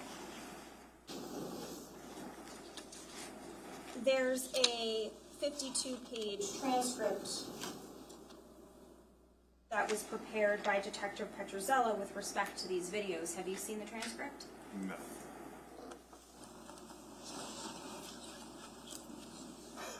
So you're not aware that the next call was to Corey or what the content of that call was? No, I'm not. Okay. Well, with respect to the text messages that we saw, right, the ones that came from Keith's Google, Yes, there were messages from 3 different dates, correct? correct, And those 3 dates were April 11th, right? correct. And there was only a few messages from April 11th. Yes. And then there were messages from, what was it, September 13th? 13th? And then it was November 5th? Correct. So, and with respect to the April 11th texts, right? We saw a couple of texts that talked about divorce, right? Or one text that said divorce. Okay. Right? Yes. Do you agree we saw that? You read Yeah. it? Yeah. Okay. That was back in April of 2018. Yes. You don't know the context of that statement, correct? No. You don't have any personal knowledge as to what is being referenced in that text message. No. And obviously, that was April of 2018, correct? That was in September. Emails of the divorce. The divorce text was April 11th, That was an email. email. Correct. Okay. It was April 11th? Yes. And you're saying it's an email, but isn't it like a text that's forwarded as an email? Well, an email has text inside of it, yes. So it'd be just, but the documentation that we show here is on the other ones were text messages because you could show the phone numbers going back and forth. The other one was just an email, and it's the email format that was provided. Okay. So, again, you don't know the context of some of those messages or emails. No.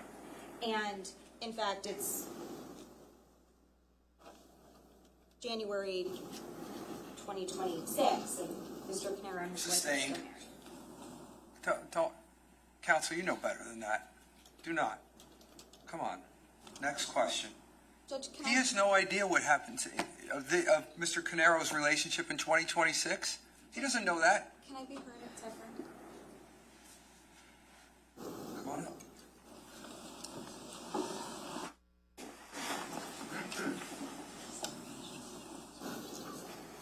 Sir, in those text messages that we saw from April and September, you mentioned indirectly that they were being forwarded, correct? Yes. And they were being forwarded by Keith to Corey Caneiro. They were being forwarded, yes. So in other words, whatever communications Keith and Paul were having, they were being relayed to Corey by Keith. Judge, I'm going to object to that question. Go ahead, counsel. You want to respond? She objected, so I don't know if you wanted to respond. Well, Judge, I don't know what the objection is. It was the specific April emails that were forwarded, not all of the conversations. Oh, I can rephrase them. Okay.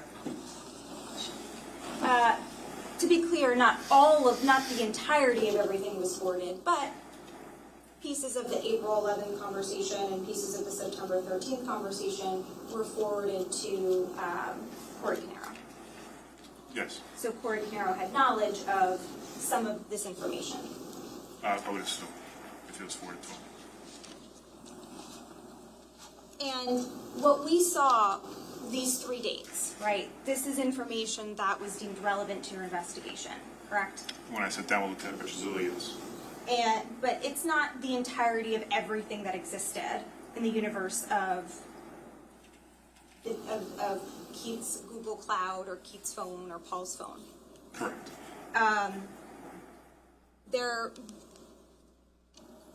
Without going into any of the content specifically, there's many messages between Keith and Paul and Keith over the course of, let's just say, 2018 Sure. and prior to that. Yes. And there's many phone calls back and forth. Yes. And one of the messages that the jury heard indicates that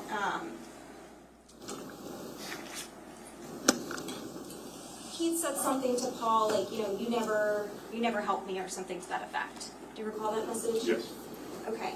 But we do know from the messages in the phone that that's not true and that Paul does help Keith with things, correct? Objection.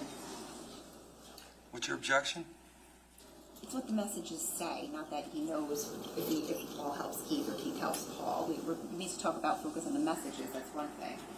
But not his knowledge of whether they help each other out. You would have no knowledge of that.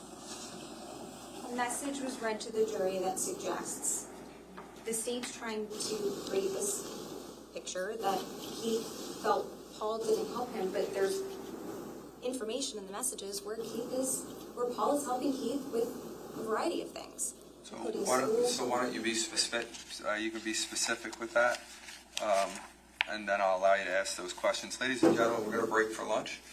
Go ahead. Thank you.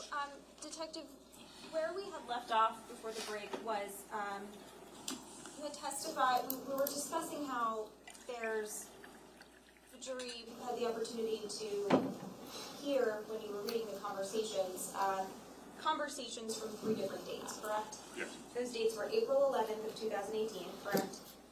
Yes. September 13th of 2018, and November 5th of 2018. Yes. And as we discussed, those aren't the only conversations that exist in the universe of what you reviewed, correct? There's many conversations back and forth between Paul and Keith, and there's many phone calls and things like that. Yes. And one of the messages that was read to the jury is Keith seems frustrated and he says, you know, Paul, you never helped me with anything or something to that effect. Do you recall that message? Yes. Okay. But we know from other messages that are in the phone, even just on or around that time period, I'm talking about September, October, November of 2018, but also previously, that Paul does help Keith with things, with a variety of things. I'm not aware of that, but Well, you did review the information, right? on the cell phone? On the Also- Google, On the Google Drive, Cloud, yes, yes. And so on September 26th of 2000, so September 13th is the date that we saw that was a very lengthy conversation. Yes. Right? And about 13 days later, a little less than 2 weeks, Keith is asking Paul for help with his school, with his lab work. Do you recall that? Yes. Okay, and specifically, Keith is saying to Paul, asking Paul to log in for him to perform a lab because Keith tried it 3 times and failed, and Paul agrees to do it for him. Yes. Okay. And on October 11th, Keith is having an issue with his AC unit at his house, and he's explaining to Paul what the issue is. Paul, do you recall that? Which day was that? This was October 11th of 2018. October 11th of 2018? I can pull up the conversation if that would. If you could, please.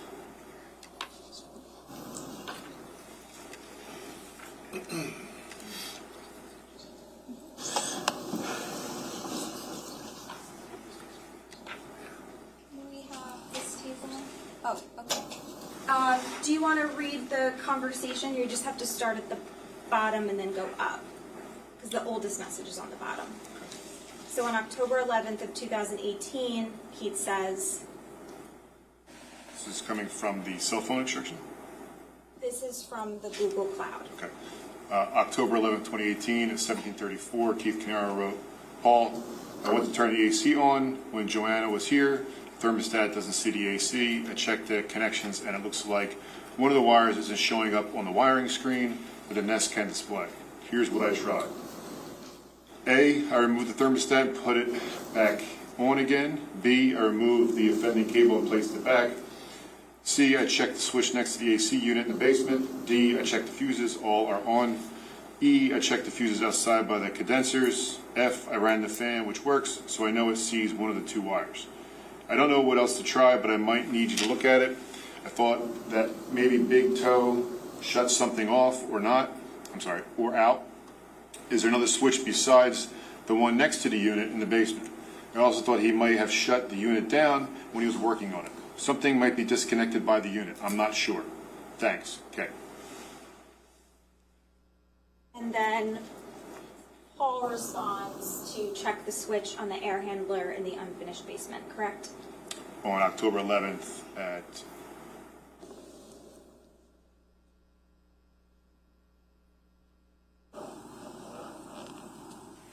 So that actually does 6 p.m. is actually before, I'm sorry, yes, I'm sorry, correct. 1734 Correct, sorry about that, is yes. military time, so Correct. that would be, what time, 5:34? 5:34, correct. Okay. So at 6 p.m.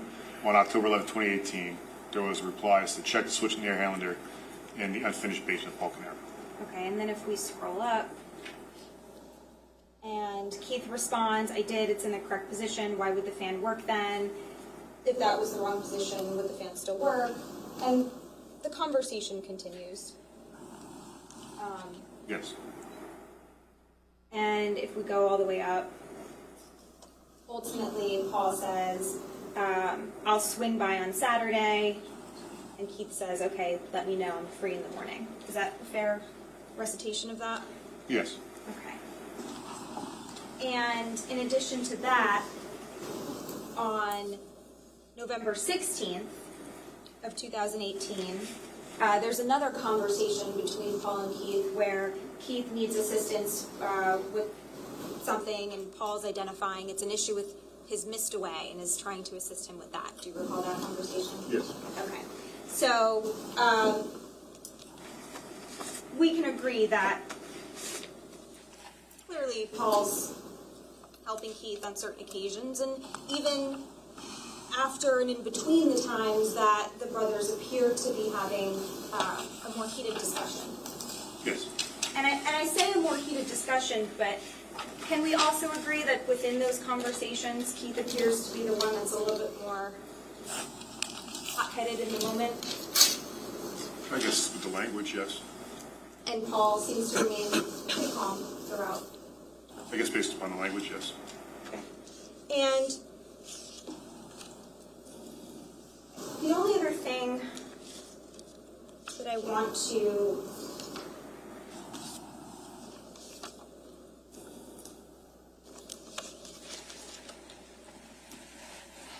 discuss with you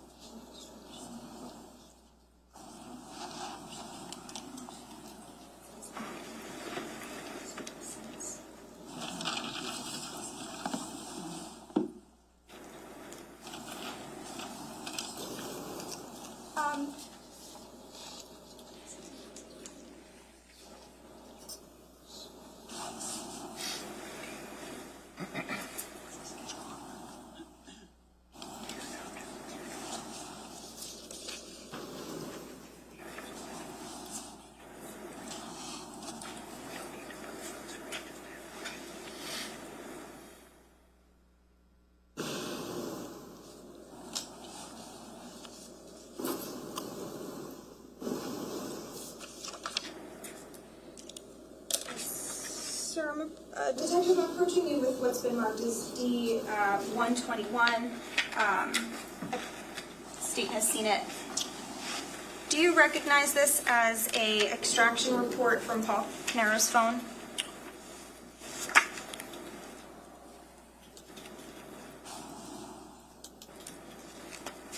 Yes. Okay. And specifically, if we look at this extraction report, I'm referencing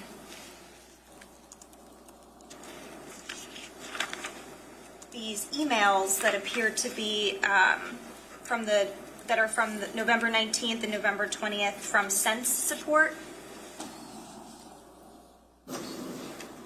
Yes, that's correct. And specifically, during that time frame on the November 19th and November 20th, Mr. Paul Caneiro is emailing this Sense company indicating he's having issues with his Wi-Fi. On this 2 a.m. one is an unread email, and this one on here on 19th at 4:13 is a read email. Okay, so now this is the extraction report, but there's attachments contained within this, correct? Within the emails, where you can actually look at the email. I would have to see the extract. This, can I read it?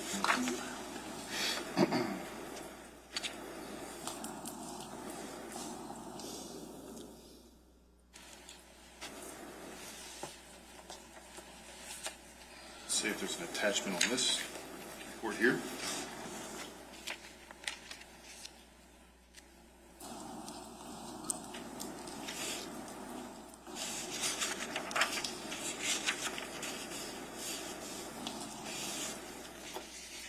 This one here. It's November 19th, 2018 at 11:46 a.m.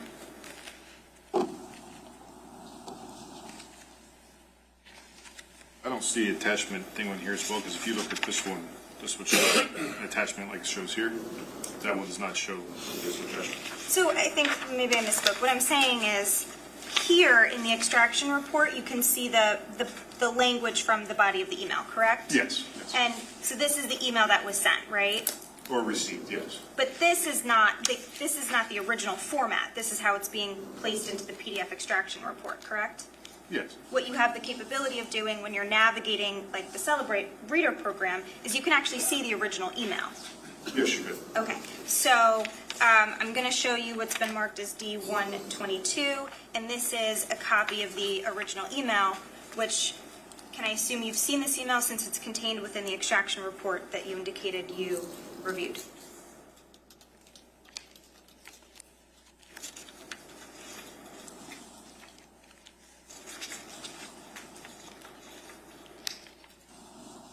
Appears to be, yes, an email. Doesn't say where.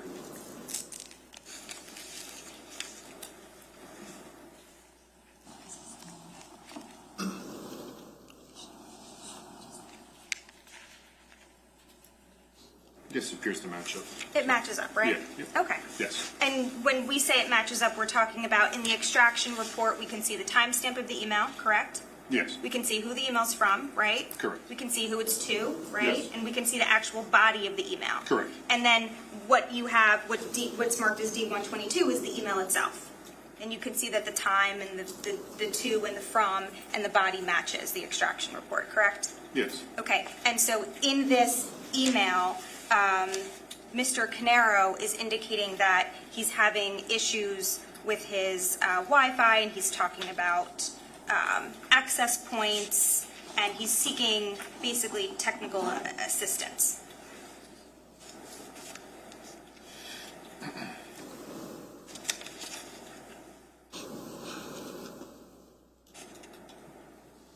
Yes, it appears correct. Okay. And this is, again, something that you reviewed, right? Yes.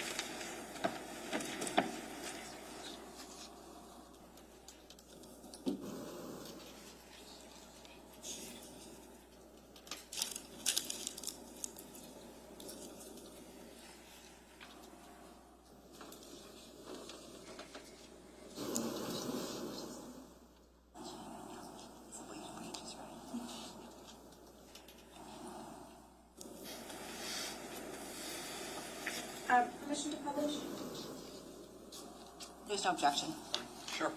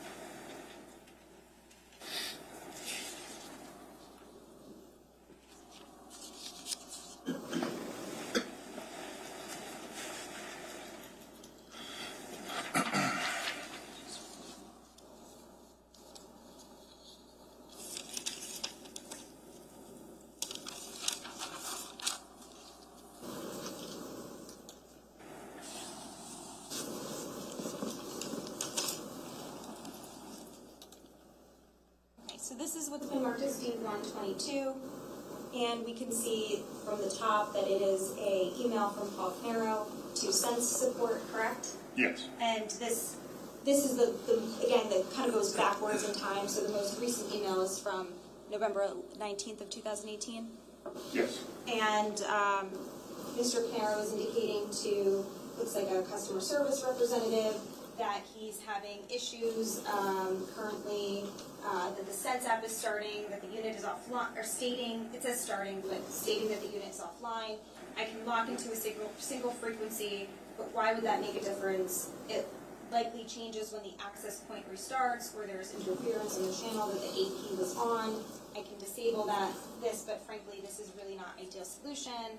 And then the email goes on, again, where looks like there's some screenshots that Mr. Caneiro is embedding in the email, and he's concerned about some connectivity or Wi-Fi issues.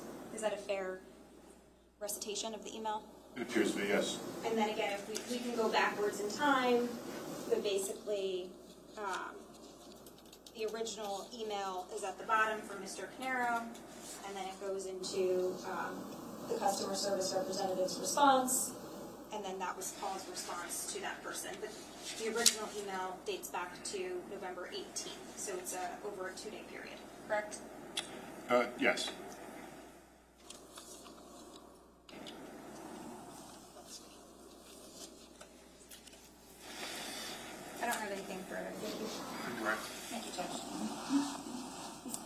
Detective, you were asked on cross-examination about whether you had found any incriminating evidence in the defendant's phone. Do you recall that? Yes. And do you recall, I believe the phrase was something like, any search, Google searches about where to hide the body or something to that effect? Do you recall that? I did. Right. And the hundreds of times that you've performed cell phone extractions, how many times have you found something like that in a suspect's phone? It's rare. Now, based upon your review of Keith's Google Cloud, as well as the defendant's cell phone, did it appear that there were many times, when Keith would ask the defendant to help him with stuff around his house? Yes. And I just want to be clear, the email that we read was from October 11th of 2018, where Keith was asking Paul to help him with things in his basement. Is that right? Correct. Okay. And then again on 11/16 of 18, Keith was asking Paul to help him with his mist away system outside of his yard. Is that right? Correct. Okay, nothing further. Anything else? Just, you indicated that it's rare to find in a suspect's phone something as overt as how to bury the body, right? Yes. But it does happen, right? It happens. I don't know if I've actually ever found that kind of evidence, because usually if somebody's going to be committing that crime, they may delete it or remove that, so it's not on the device. But we know that we can also retrieve deleted information on some occasions, right? Unfortunately, it's getting rarer to get deleted information, but yes, it's possible. Okay. Regardless of whether you personally confronted it, we do know that generally speaking, law enforcement sometimes finds those types of searches. Objection. Your objection is sustained. Regardless of how overt it is, having access to a suspect's internet searches can be useful, because sometimes there are things that may not be overt, but nevertheless lead you to understand or find out, that person's involvement in a certain crime, correct? Sure. And in this case, there wasn't anything even more subtle, such as where to purchase arson supplies or things of that nature. There was nothing in Mr. Caneiro's internet search history that was incriminating in that way. I'm just going to object to the asked and answered. It's been asked and answered, but there was a lot in that question that it's hard to unpack. So, I mean, if you want to try to break it down, you can, but there was just a lot to unpack. I'll ask a different question.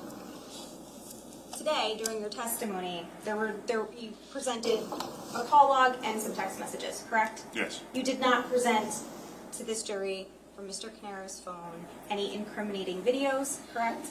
No. Or photos? No.